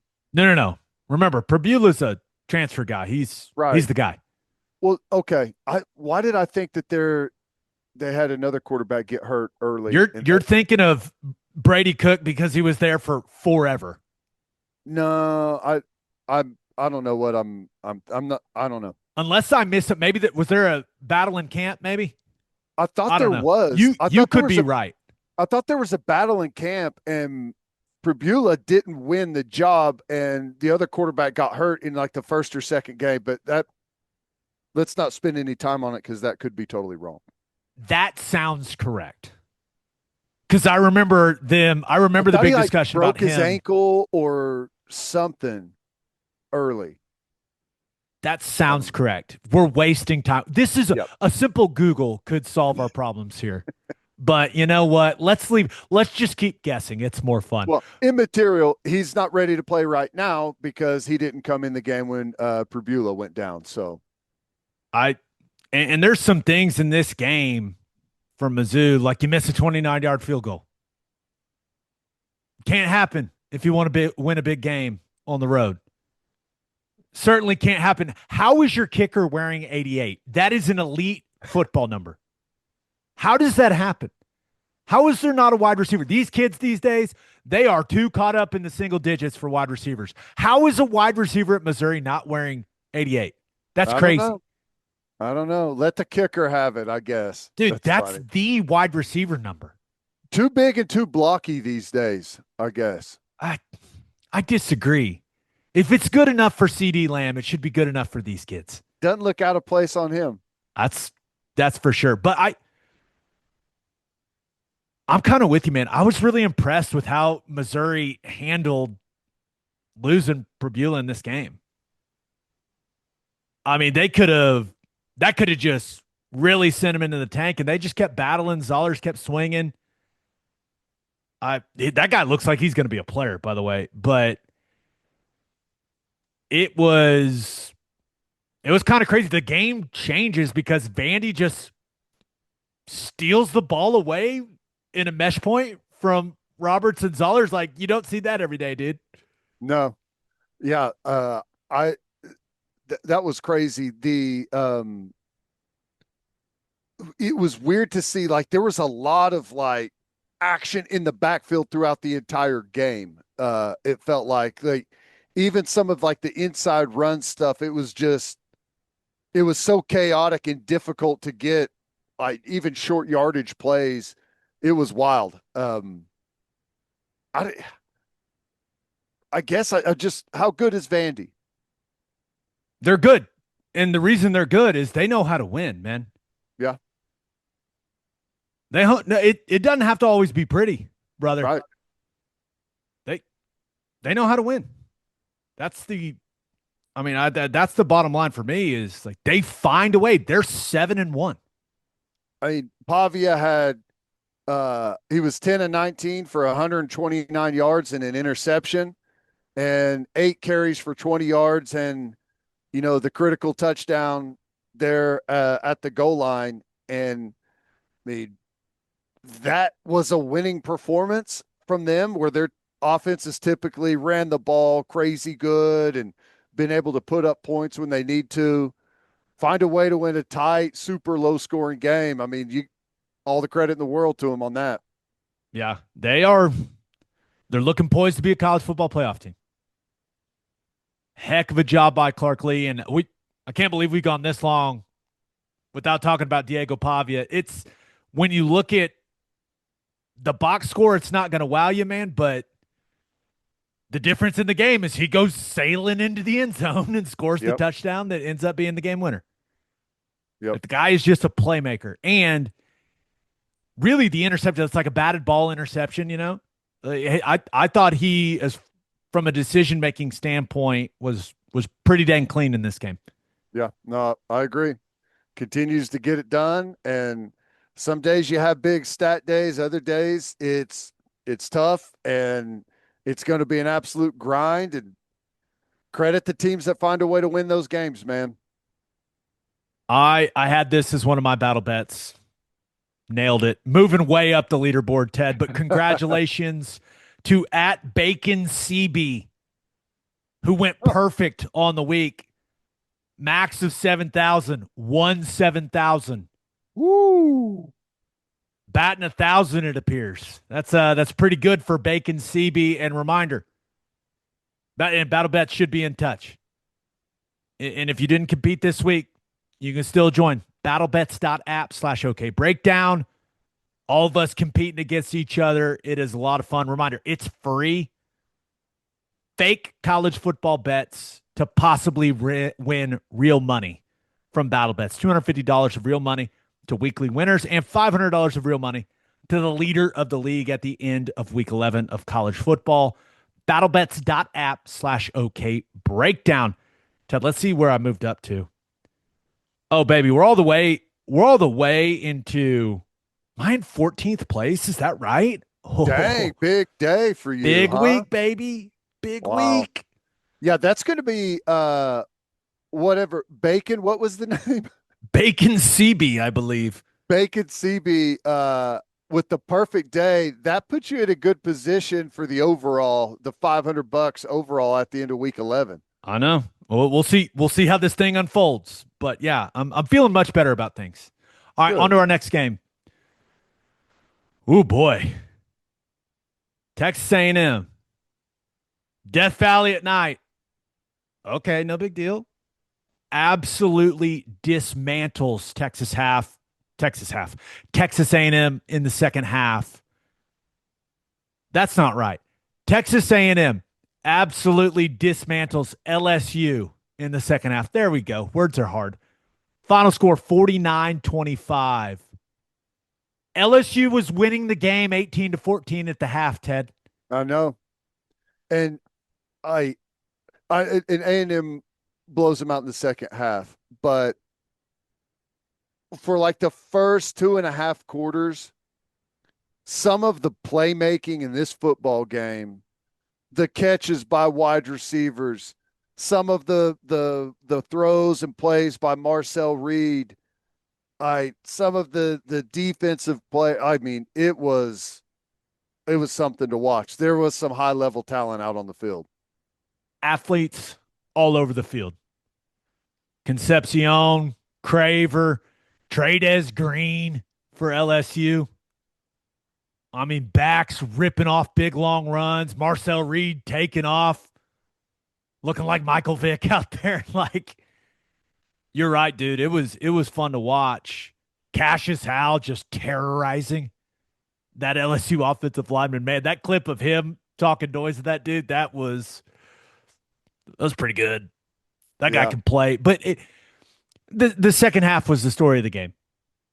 A&M goes right down the field out of the half, puts them up 21-18, and they just never look back, man. They get the stop. That's when Concepcion returns the punt for a touchdown to make it 28-18, and it felt like, honestly, it felt like that made LSU fold Yep.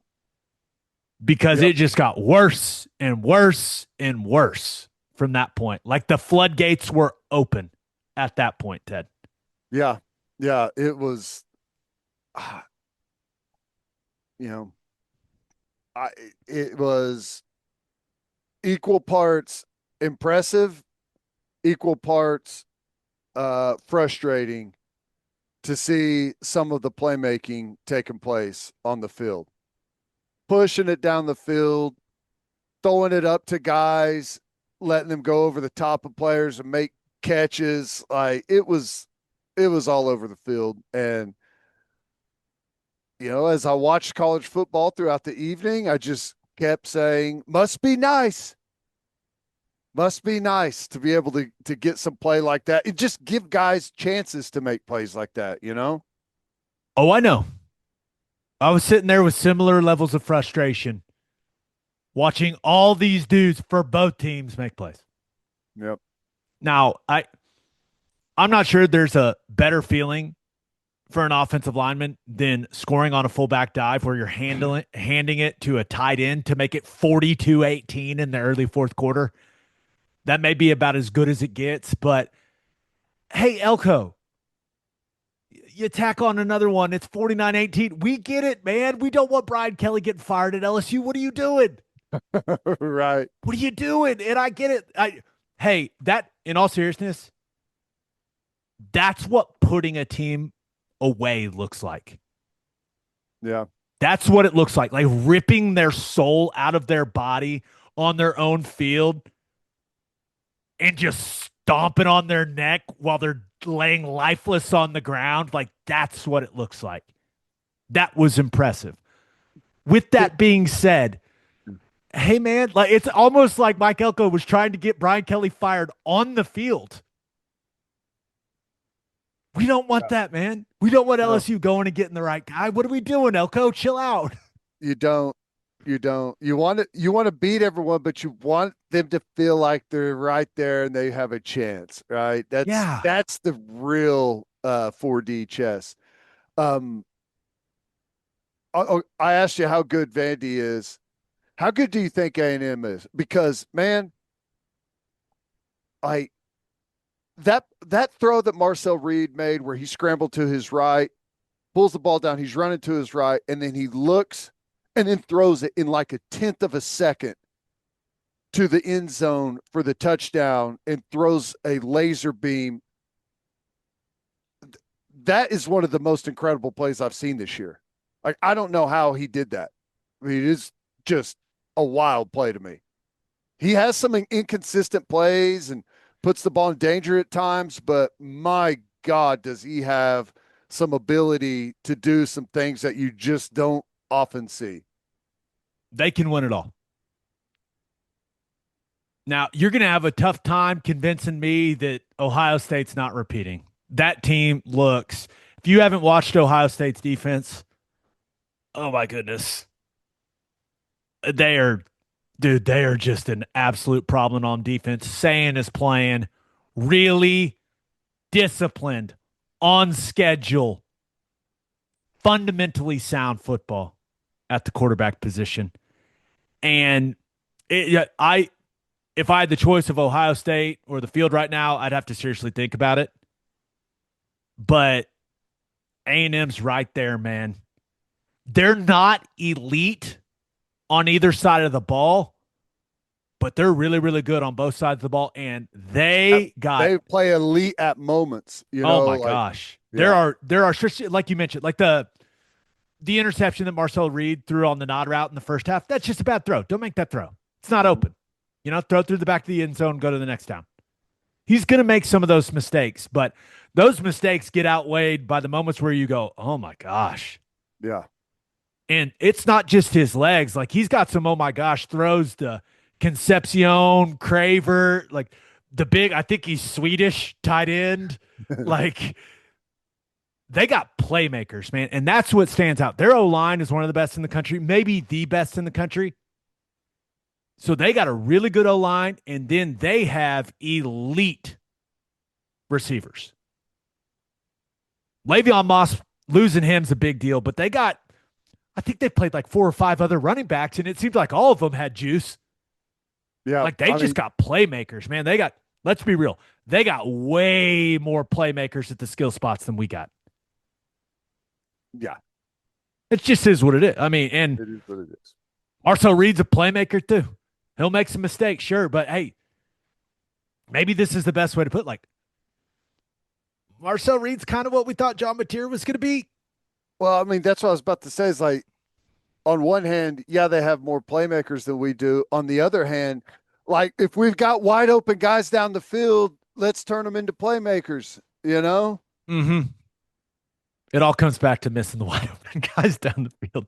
Yeah. One last thought on this game, and we'll see. As we're recording this, Brian Kelly still has his job, but his biggest mistake at LSU, it wasn't the recruiting, it wasn't the weird family moment. It was firing Tommy Moffitt. Every dude I know that's played at LSU that I played with in the league adores that man.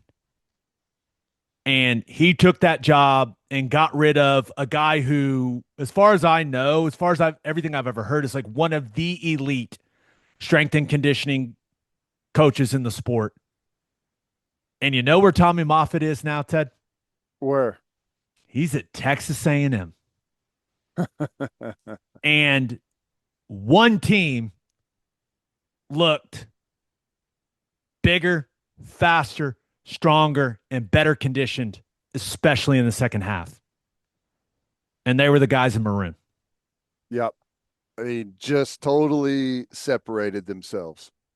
And Tommy Moffitt tweeted out a picture, no caption, just him and a couple other members of his strength staff standing on the logo at midfield with that final score in the background. There you go.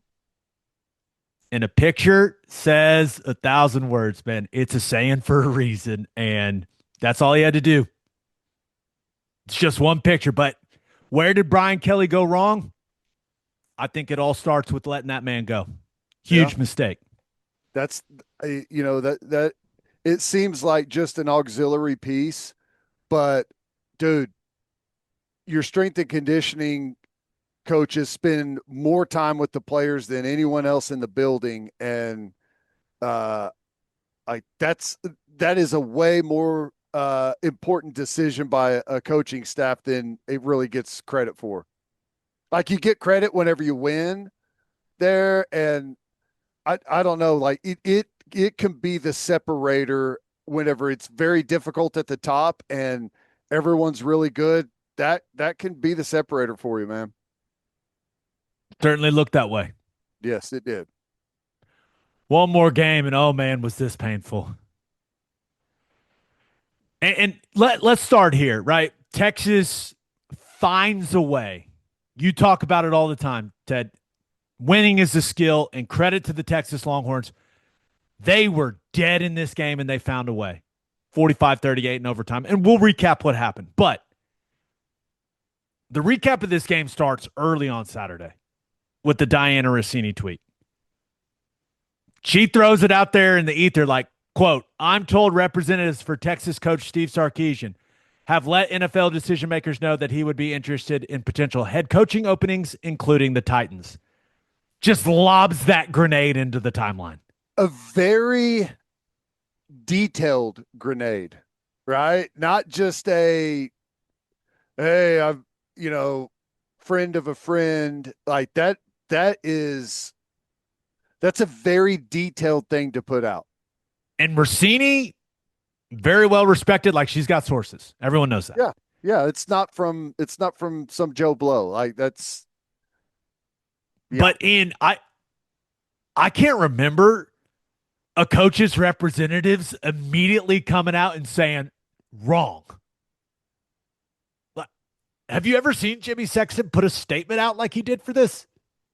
No. It's like Sark said, hey, you need to put something out and shut this down now. And here's what they said. CAA puts it out. Any reports regarding communications on coaching opportunities with NFL teams are patently false and wildly inaccurate. Sark is solely focused on coaching the University of Texas football team. Signed Jimmy Sexton. I I don't know, but that was weird, man. Like that was Very strange. weird. Very weird. Yeah, I don't even.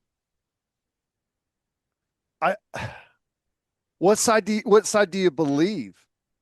Like ultimately, I don't care. Whatever. We've got our own problems to deal with, right? But I mean, Would I it like is. Steve Sarkisian to leave Texas? Yes, because I think he's an excellent coach and has done a great job resurrecting that program. Do I think it'd be very enticing for Steve Sarkisian to go coach in the NFL and do less work for more money? Absolutely. Do I think Steve Sarkisian looks at Cam Ward and goes, you know what? I think I can do something with that. I think I'd like to live in Nashville. I think that new stadium they're building is going to be pretty sweet. Do I think that all makes a whole lot of sense for everyone involved? Yeah. Do I think Steve Sarkisian looks at college football and goes, man, I have to do a lot of annoying stuff. And if I went to the NFL, I wouldn't have to do the vast majority of it. All common sense points to yes. If he gets a big long-term deal from the Titans, he should probably take it. But it was shut down so emphatically and so quickly. Like I was taken aback by a written graphic statement from Jimmy Sexton. I was like, oh, Texas is going to do whatever they got to do. I know they're frustrated with him a little bit, and they almost lost this game. We'll get to that. But they seem like a group that will do what they got to do to hold on to him. They know he's really good, right? Yeah. Yeah. I mean, Okay. and I know that things are. I know the fan base right now is not happy with what the football team has looked like the last couple of weeks, and the offense is really lagging. But I when you have a good coach that has turned the program around and got good talent in, developed good talent, like there are a lot of things to be happy about. You don't have to look very far in the rearview mirror to see what it was before you hired him. And I don't know, maybe all this is just a ruse to get the Texas fans to shut up and be happy with what they got for a little bit because of all the pressure there. I have no idea, but uh, yeah, and you always got to be worried about who the next guy might be. I mean, back to the A&M, Elko pouring it on LSU.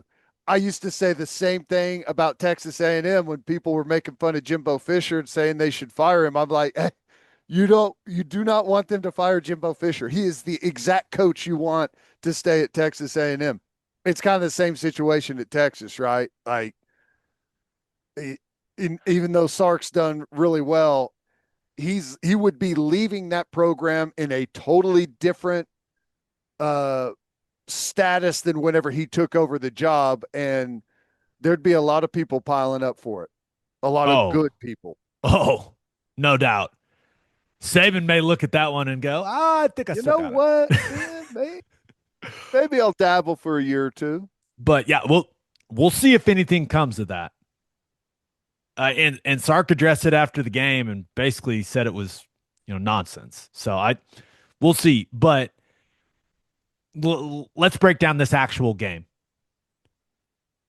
Watching Mississippi State just unravel in the fourth quarter was so So painful. It's 31-14 to start the fourth. Yeah, Texas goes down. They score. It's 31-21. Mississippi State answers right back. Ted, they throw the check down to Booth, who Mississippi State's got playmakers. They could just rip them off. He's their backup running back, by the way. Maybe the fastest man alive, but he just takes a little check down, 50 plus to the house, touchdown Bulldogs. Cowbells are just going crazy. It's 38-21. Texas is dead. Their coach is leaving. The program's burning to the ground. We're about to lose to Mississippi State. The Longhorns are dead. But they're not. They're not. They kept playing, man. They needed to be lights out for the last 12 and a half minutes of the game. And to their credit, they were lights out for the last 12 and a half minutes of the game. Did Mississippi State get tight and conservative and help them out? Sure. But winning is a skill.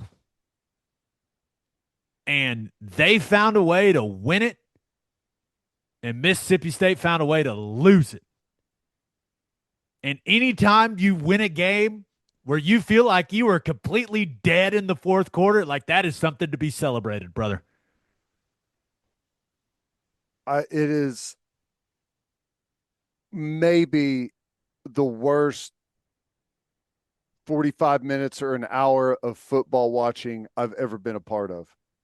It was 38 or it was 31-14, and I could just sense, right? You could feel Mississippi State tighten up after the first, that 3 and out where they go backwards. And then it's just like the stadium became a part of it. Like you can feed off a home crowd whenever they're behind you and it's loud and it's like going crazy. But you also feed off of a crowd that goes, oh my gosh, what's happening? What's going to happen? I mean, we can't do anything. And it just manifested itself into the worst meltdown I've seen in a long time. And yeah, clearly we're OU guys. Texas is involved, but it was extra painful because of how close we are to the guys on the Mississippi State staff. Yep. It was brutal, dude. Watching them just let it slip away, and they got nibleted. We know the feeling, man. We were watching it on guy. My back patio, and I called it before it happened. As like, that's the one thing that hasn't happened yet in this football game. Of all the things that have gone wrong, what's the one thing that hadn't happened? They're about to return this punt for a touchdown. Bam. It was like, I'm not trying to credit myself. I feel like all the 70,000 or however many people were in the stadium knew it was about to happen as well. It was crazy, man. That was tough. Got close to field goal range, but just couldn't get over the hump and had to take it to overtime. But like we talked about in our game, how does the offsides snowball into a sequence of events that ends up contributing a large part to you losing the game? Early on, Mississippi State gets a stop, forces a field goal, okay? And they leverage and jump over a play you cannot do. No, he doesn't get called for leverage. He gets called for something I've never seen a guy get called for. What was the call? I don't even know what it was. I was watching it with the sound off. Illegal low block on the defense. Someone went low into the line. I didn't even know that was a rule. I'm going to be straight up with you because I've never heard it called in a football game in my entire life. And they force the field goal. It goes in. Instead of 10-7, Texas goes and scores a touchdown. It's 14-7. Blocked and it goes in, right? Yeah, it gets tipped. Tipped and it goes in. Because they got a guy just dive at a guy's legs. Yeah. Can't And do it that. turns into a touchdown. And they also get a field goal blocked on like the worst field goal protection, like those small things. And it's in the first quarter. But like those points, you end up in an overtime game. That's a touchdown because of the penalty on the field goal and because you missed an easy field goal with horrible protection. It loses you the football game, contributes to you losing the football game. And whenever you're a team that's outmatched, and it's going to be tight. You have to have all these things happen. You can't give up the layup mistakes, man. You just can't. The overtime was frustrating too. Like Arch Manning goes out of the game. That did not look good. That head bounced hard off and I thought Arch played really, really well. I thought this was his best game. Late. I mean, early was left. I know, dude, but he's desired. getting smoked and like Yes, staying in there and taking it straight in the chest. Like all things considered, I thought he was really good. But Matthew Caldwell comes to the game, it just drops an absolute dime. Mosley gets the foot in. It was close, but I thought it was the right call. That's a touchdown. I'm with you. Like, that's one of those that, where was the exact control? When did it? I mean, it's about as close as you could possibly get, but I thought they were going to rule it a touchdown. They did. And then, hey, Mississippi State gets the ball. Right, you've let it slip away, but hey, you got the ball. You got a chance to go tie. Maybe you go for two and you go win the game. Brennan Thompson wins on the slant. He's wide open for a touchdown. He's wide open, Ted. Chapin throws it behind him. Yep. That first play, it's there. You just got to make the plays. Man, how about Thompson? He is such a playmaker for them, dude. He's been fantastic for them. Anything else from that game? It was painful to watch Mississippi State unravel the way that it did, but also you got to give Texas credit. That team was dead, and they stayed in the fight and found a way somehow, some way, dude. I know it. Credit them for winning. And again, like, there were a bunch of teams that were on the ropes, looked like they were dead, and they found a way to win the football game. It's what you got to do. I mean, there's going to be a bunch of stuff that happens throughout. Good plays, bad calls by the official, like all kinds of stuff. But it comes to these critical moments, and you got to find a way to win it. And the good teams continuously do that. Let's finish up with our winners and losers of the weekend. But first, for all of us Sooners, there comes a time when we need help. We need someone to fight for us, and that Sooner is Jeff Marr at the Marr Law Firm. If you are battling cancer or any other life-threatening condition and your insurance carrier is either slow playing or outright denying your treatment, use the law to get the medical care you need. Marr Law Firm believes you shouldn't have to fight your insurance company while also fighting for your life. Go to see Jeff Marr at the Marr Law Firm. They turn victims of insurance bad faith into champions. And three things matter in banking: service, service, and service. And First Fidelity Bank's commitment to exceptional service is more than a promise. It's their foundation. FFB has been by your side for over a century, and they are honored to be a part of your journey. Banking isn't about where you've been, it's about where you are headed. Open an account at an award-winning bank today at ffb.com. At First Fidelity Bank, we go where you go. Bishop McGuinness Catholic High School represents a tradition of educational excellence in Oklahoma City. Grounded in a faith-based education, Bishop McGuinness offers a college prep curriculum that includes 26 AP courses, participation in OSSAA athletics, and numerous clubs and organizations for students to join and grow. If you want to provide the best possible educational and spiritual development for your children, contact Bishop McGuinness Catholic High School or visit bmchs.org. Financial aid is available. And go to opolisclothing.com and use promo code TED for 10% off our podcast merchandise and the best OU gear out there. That's opolisclothing.com and use promo code TED. Buttery soft and 10% off. As always, Ted, kick us off. Who do you have as your winner of the weekend? Dude, I went with this a week or so ago. I got to do it again. Yamamoto for the Dodgers. Bro, complete game, 1 run, 4 hits. I think he retired like this final 20 batters, like a bunch of things that have not happened in a long time.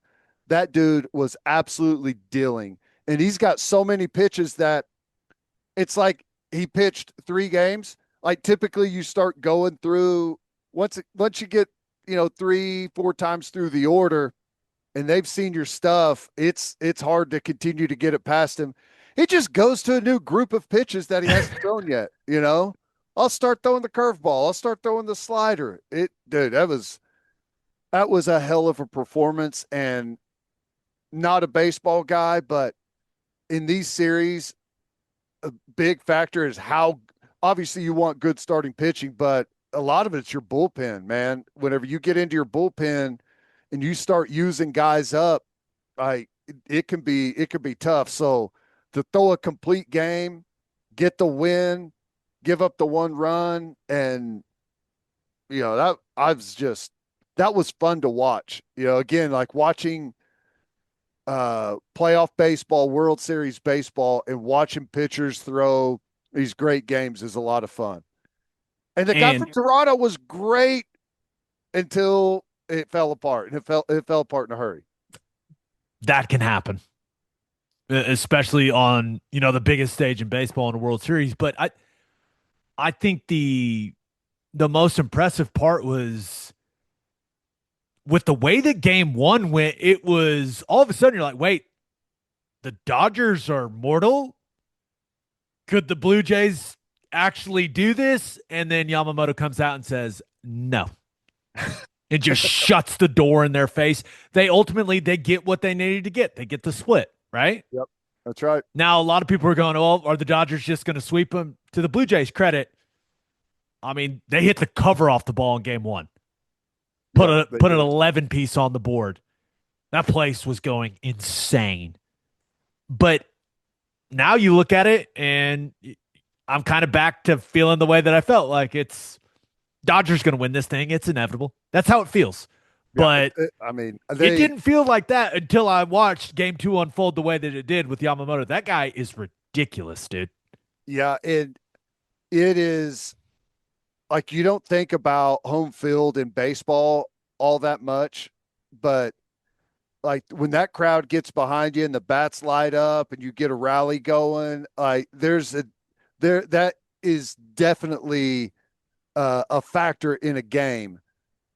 So like going on the road, it's going to be a totally different animal, and you feel like LA is just going to be able to lean on them from here on out.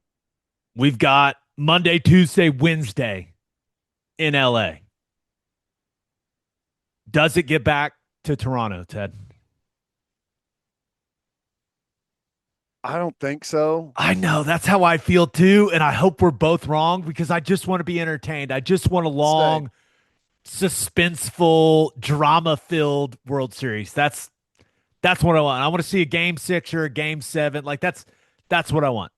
I totally agree. I like a lot of there's a lot of fun players on, offensive players, pitchers, defensive players. Like there's a lot of intrigue in the matchup, but it just feels like I would, dude, a game 7 in Toronto would be like appointment television. I don't feel like it's going to get there, unfortunately. It's a great time to remind everyone I've been to game 7 of the World Series. No big deal. Nice. Yeah. Nice. Cubs, Indians. Yeah. That's right.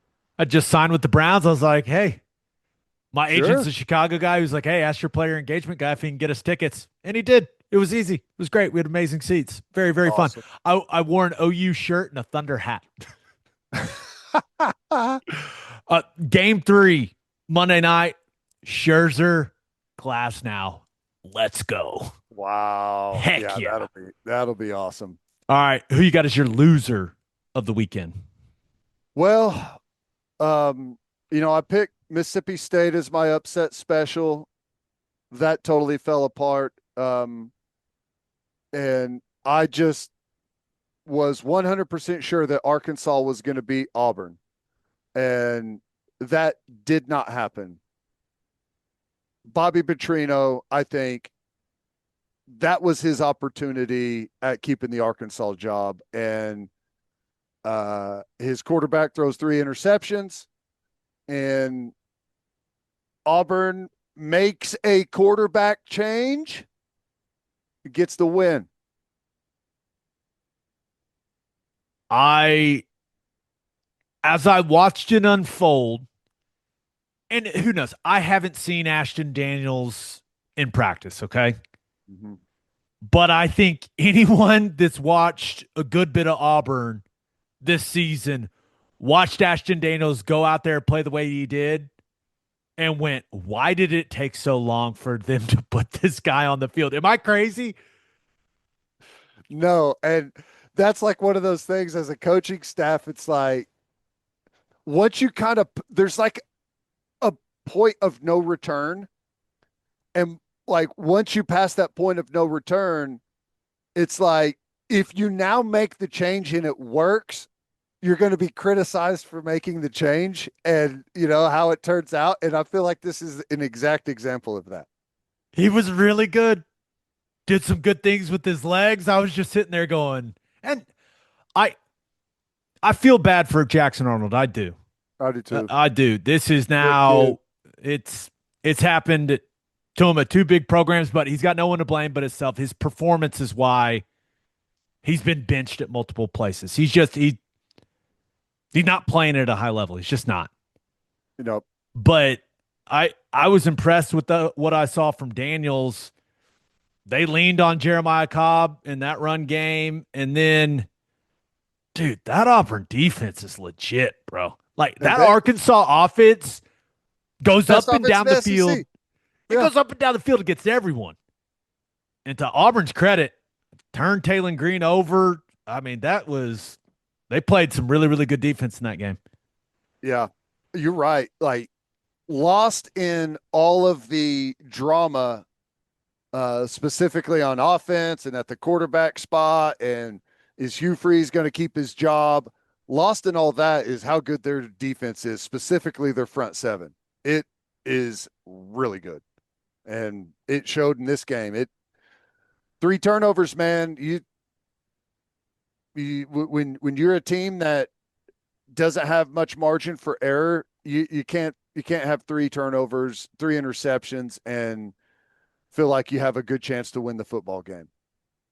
The sooner on sooner crime with Jackson Arnold throwing the pick six to Kanai Walker was something.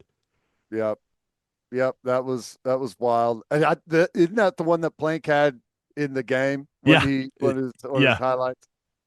Yeah, yeah, that was. I hated how everything is kind of unfolded for Jackson Arnold. Listen, man, it's you whether you want it or not, college football, if you're going to be a big time quarterback, you are going to be thrust into the spotlight. And if you perform well, the rewards and the accolades are going to come. And if you perform poorly, it's all anyone's ever going to think about you or remember about you. It's tough, man.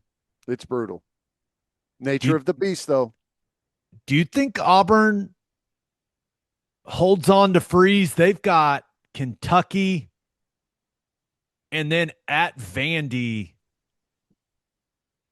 If Daniels ends up playing really well, like, and you go to Vandy and you beat Kentucky and then you go to Vandy and knock off a top 10 Vandy team, then all of a sudden you've created an interesting situation for yourself. No doubt. And the added part of that, and this is a longer conversation that I know we don't have time to get into now, but there are going to be more moving pieces in head coaching in Power Four than maybe we've ever seen in one year. Is it a bad year to get into the mix, or is it a good year to get into the mix? I'm not so sure. You get Bama at home in the Iron Bowl to finish the season. If you give them the opportunities with that defense, like they're going to be in these games, and what happens if they mess around and win all of them? you know, Right. Hey, a change at quarterback, even if it's not some like you got a totally new player that is going to make your offense a juggernaut, but a team like Auburn, they need any little thing to grab a hold of can change things in a pretty dramatic way. yeah, just could be interesting. Maybe right after we get done recording, he gets fired. You never know. Or it usually happens while we were recording, right? That's true. Let's check. Hold on. Let's check. Let's just check the college football news on the old app. I don't I don't see anything, Ted. We got NFL games going on. I don't see All any right. firing announcements We're safe for now. for now. I'll check it here in like 10 more minutes. All right, let's get to my winner and loser of the weekend. But first, guys, getting older sucks. Joints are a little stiffer in the morning. Recovering from a workout takes a little longer, and that's why I've started using Bubs Naturals Collagen Peptides. Bubs helps restore collagen levels closer to what your body naturally had in its youth, so your joints feel stronger, your hair and nails grow healthier, and your skin looks smoother. Bubs has no junk in it, and it's NSF certified for sport and Whole30 approved, and mixes seamlessly in water, coffee, or a shake. And this is awesome. Bubs Naturals is a tribute to former Navy SEAL Glenn Bub Doherty, a national hero who laid down his life saving Americans in Benghazi. And Bubs donates 10% of all profits to charity in Glenn's honor, starting with the Glenn Doherty Memorial Foundation. Live better longer.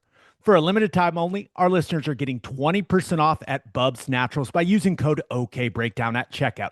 Just head to bubsnaturals.com and use code OKBreakdown, and you're all set. After you purchase, they will ask you where you heard about them. Please support our show and tell them our show sent you. This episode is brought to you by Prize Picks. Download the Prize Picks app today and use code OKBreakdown to get $50 in lineups after you play your first $5 lineup. We all make decisions every day, but on Prize Picks, being right can get you paid. And it's so simple to play. Just pick more or less on 2 to 6 player stat projections. If you get your picks right, you could cash in.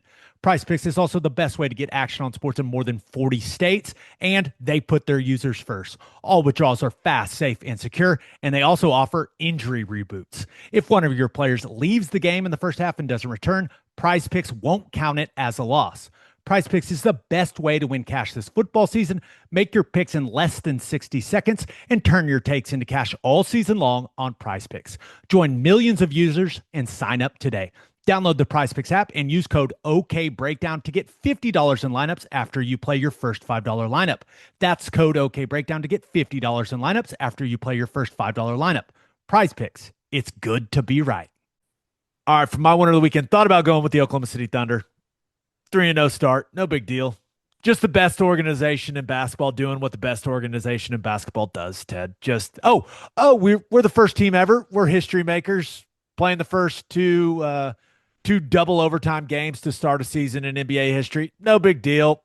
We'll regroup. We'll go beat the Hawks in Atlanta. 117-100. No big deal. Chet was awesome. 6 of 8 from 3. Hit a step back 3, which if that is part of his game now, watch out, guys. But He's been AJ great Mitchell, early, man. AJ Mitchell has been awesome. Am I a little concerned that Shea only had 30 against Atlanta and it dropped his average on the season to 40 points per game? Maybe a little concerned. Kidding. Yeah, Kidding. Fighting through some early season struggles, pulling that point average down. But hey, people want to talk about the free throws. I'm not worried about it. It's going to be fine. I just 3-0. You get the Mavs tomorrow night. We're off to a hot start. Yeah, and hey, and I've heard people talk about it when you're the champ, and not that people weren't coming after OKC previously. Everyone knew they were going to be really good, but you're going to get a lot of people's best shot, right? Week in, week out, night in, night out, and they've responded well. No doubt about it.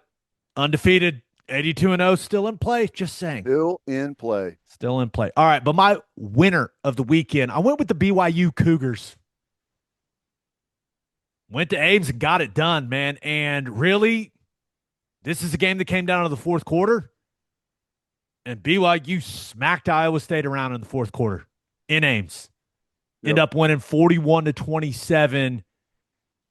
That was impressive. This was a 27-27 game in the fourth quarter, and the game kind of changes right before the fourth quarter starts on a special teams play.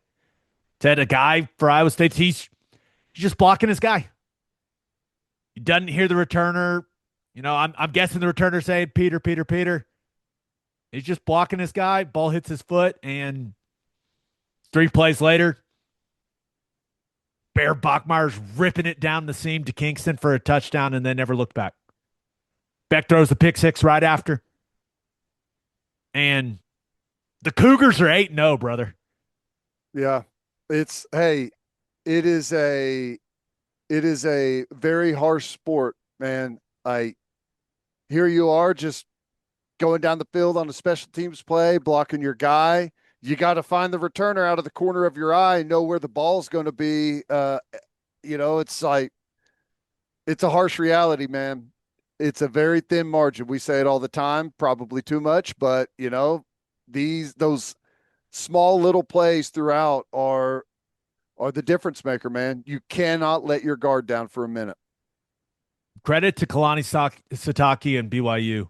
It is their third win of the season, where they were trailing by multiple scores on the road, and they won. Winning is a skill, Gabe. It is. I mean, they're down 24-10 on the road in the first half of this game. Things were not looking great, and to their credit, Bear Bachmeier rocking 47 in that offense. They just kept rolling, got some stops. Pick six was clearly a huge play for that BYU defense, but all of a sudden you look at it, the Cougs get a bye this week, and then they go to Lubbock for the biggest game of the season in the Big 12 Conference on November 8th, and they got to feel really good about how this sets up for them, because Tech's got to go to Manhattan and play a K-State team who all of a sudden has found itself and just smoked Kansas and Lawrence 42-17. So Tech's got to go deal with that whole situation and go play in that stadium, which Bill Snyder, that place rocks when it's at its best. It is a tough place to play. Yes, it is. Tech's got to deal with that. Meanwhile, BYU sitting there undefeated, gets to heal up, spend 2 weeks on the Red Raiders. I mean, it's a great spot for Kalani Sitake and this football team. Impressive, man. Really impressive. Yeah, they proved me wrong. I've continued along the way to feel like they weren't going to get it done. And how about the young quarterback? It's pretty, not pretty impressive, incredibly impressive. Can I give you a comp? Okay. And he's a freshman, and it's weird that he's wearing 47, but just kind of the way that he's shaped, the way that he moves, some of the plays that he makes, like he reminds me of Pavia. Yeah. I'm not sure he's as athletic as Pavia is, but he's got that similar kind of like thick build, good arm, but nothing that's going to wow you. Like makes plays in the passing game, makes plays in the QB run game, makes plays as a scrambler. Like he's tough. He's just a freshman, man, but I've been really impressed. It's hard to live up to the name Bear Bachmeier. It just is. Yeah. And that dude's nailing it, Ted. With the name and the jersey number, it was set up for, to be underwhelming, but he's answered the call, dude. That's credit BYU. It's very difficult right now in college football. So, and I know schedules are wildly different, but dude, to avoid all these crucial errors or bounces of the football that can get you beat, winning is a skill, and good teams find a way to get it done, and BYU's finding a way to get it done. I don't know how you necessarily quantify that in analytics and in statistics, but one that matters is the record, and they're cruising. My loser of the weekend, South Carolina. Oh, man.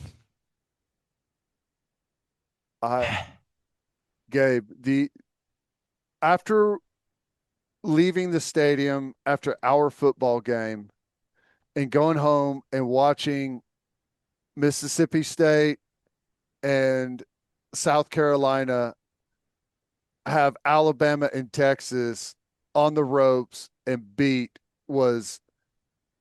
it was almost more than I could handle.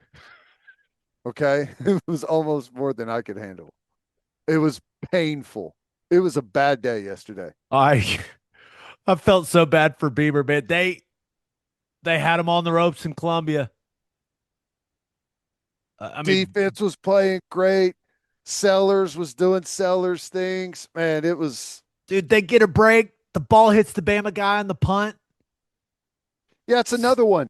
Like, you have to find the guy saying, it's coming at you screaming, poison, poison, poison. You got to be able to find that eventually at some point, you know? Yes. Yes. But, hey, South Carolina gets a break there. Sellers cashes it in. It's 22-14 with 10 minutes to go. That place is going insane. But Bama does what great teams do. They answer 14 plays, 79 yards. How you don't recognize Jeremy Bernard in the backfield and leave him uncovered in the flat makes no sense to me. That's crazy to me, but he's wide open. Multiple third down conversions from Ty Simpson on that drive. They run a great design on the 2-point play and get Cuevas right open. Simpson puts it right on him. Doesn't bounce it to him, Ted. Puts it right on him. Makes it easy on him. 2-point conversion. Tie ball game. Tie ball game. And then disaster. Even though Bama had just gone on that drive, it felt like the momentum was still on South Carolina's side. Like they were going to go field goal range, right? They were going to go set themselves up for a game-winning field goal. The pile is moving and ball's out. Ball's out. The guy, I don't know who it was. Someone ripped it out. And how about the D lineman just laying on the ball and has no idea that it's out? He's just laying there. What did you think of South Carolina letting them score on that 3rd and 10? Dude, it is 3rd and 10 from the 25-yard line. There's 42 seconds to go in the game, and South Carolina has no timeouts. They run Wildcat, like Jeremy Bernard takes the snap. They run pin pull, and in a situation where you know they're going to run it, South Carolina's in a 2-deep safety look, and then you definitely know they let him score. I mean, Bernard gets to one of the guys, that the guy like acts like if he touches him, he's going to die. Like, yeah. And they let him score instead of like loading up on the run. Maybe they get a couple yards there, and then you force them into making like a 40-ish yard pressure kick. Like what? I don't know how that's the decision, especially when you consider what you have along the offensive line. Like Shane made some really strange decisions in our game, but none stranger than this one, man. I thought that was crazy. Yeah. I don't know. I think that if it was like, if they break it for a first down. But that's the thing. The alignment makes you can't go into the play and say, hey guys, if they get a couple yards, then let them score. It's like, right. What kind of mentality is that? That's crazy, dude. Dude, I watched in these big games, I watched multiple teams miss 29-yard field goals this weekend. Right. And like load up on the run and take your chances with Bama kicking a 40-yard field goal to win the game, a pressure kick. Like, I know the college kickers have gotten better, but they They still Yep. miss. Yep. No, I'm with you. I don't know. I don't know, man. It kickers in college football, and Alabama's had problems in the past with kicker. So I think I think you're right. You got to take your chances with the field goal. I mean, Load up try on to, the run. yeah, Stack the box. They've got a wide receiver taking the snap. It was crazy. I couldn't. yeah, I was sitting there. I was on the couch. My kids were looking at me like, "Why is Dad yelling so much?" yeah. I think I had already given up on the fumble and taken a walk. That was that's fair. One last thing I want to say about this game. And Ty Simpson made some mistakes in this game. He missed some throws, especially there's one to Bernard. He's going to want back. There's no doubt about it. He wasn't perfect, and he's not perfect. But I spent a couple days this week watching Bama's offense, just because I like Grubb's designs. Like I like to, I just like some of the things that they do conceptually. I like watching good football. Maybe that's the best way to put it. He is as good as I've seen over, let's call it the last 5 years at playing quarterback. What he's doing in that system is uncommon in college football. Changing plays, changing protections. They're calling multiple plays at the line of scrimmage. He's killing things, killing pass to run, killing run to run. It's all on him. It's all on his plate. And he's handling it beautifully. And then once the ball snap, oh my gosh. Yep. Progressions, moving defensive backs with his eyes, knowing where he wants to go with the football. Accuracy, just some incredibly high level throws. Making things happen with his legs, moving within the pocket, buying time, knowing when to take off, knowing where the ball needs to go in key situations. Hey, we got to have it here. Let me look at number 5. Hey, we got to have it here. Where's number 2? Just really, really playing the game on as high of a level as I can recall a quarterback playing. Yeah. From a mental standpoint, there's guys that are more physically talented than him. Like Lenore Sellers was on the same field. He's more physically talented than Ty Simpson. But there is no one in college football playing the position of quarterback better than Ty Simpson. And that is a very important statement. There's playmaking and there's playing the position.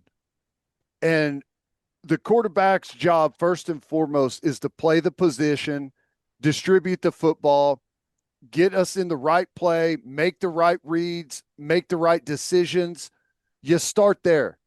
And then whenever you have to make something happen, when you're playing good teams who are playing good defenses and can adjust and cover well and pressure well, well, then you go from like making the right decision to making the tough play and executing it, and we're stuck right now with a guy that's trying to be a playmaker on every play instead of just playing the position of quarterback. Ty Simpson plays quarterback with elite eyes and elite feet.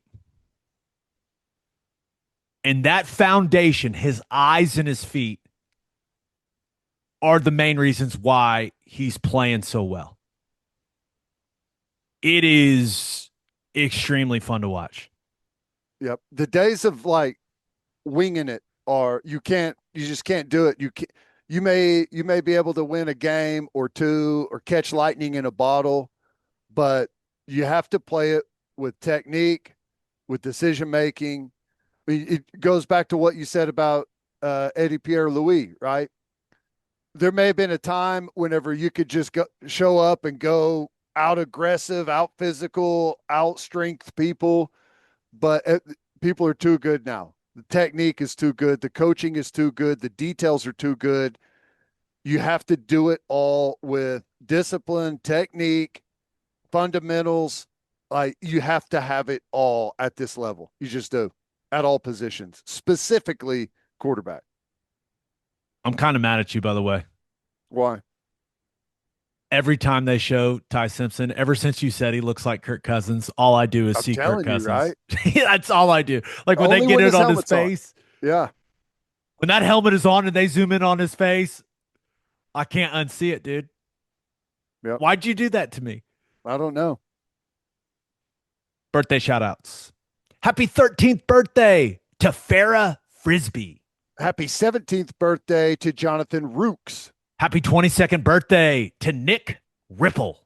Happy 51st birthday to Tina Ripple. Happy 76th birthday to Peggy Be About. Ooh, yeah. Okay. Yeah. Peggy Be About. Nicely done there. It sounds like Peggy's a big fan of Bearded Ted, by the way. Oh, yeah? Yeah. Appreciate that, Peggy. It's like it's all, dude, it's like it's always been there now. I know. You can't shave it. You realize that. I know. I'm stuck. You can trim. You'll get the trim, like the maintenance down. You'll get that down, but you're a bearded guy now for the rest of your life. You know that, right? Bearded guy now, and like Good. even old pictures that I see of myself without a beard, it's jarring.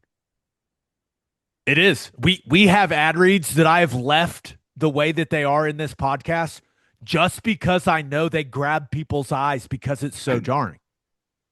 Marketing 101. Get people's attention, Ted. Toby posted a picture of the radio crew from last year, or I don't know, it was an old picture, and I was clean shaven, and it set off a panic throughout the fan base. So don't worry, folks, it's there. It's not going anywhere. And happy birthday to Quentin Payne. There you On go. that note, episode 575 in the books. We'll have a new podcast that'll drop on Wednesday. Of course, we will preview OU Tennessee and the best games of week 10 of college football.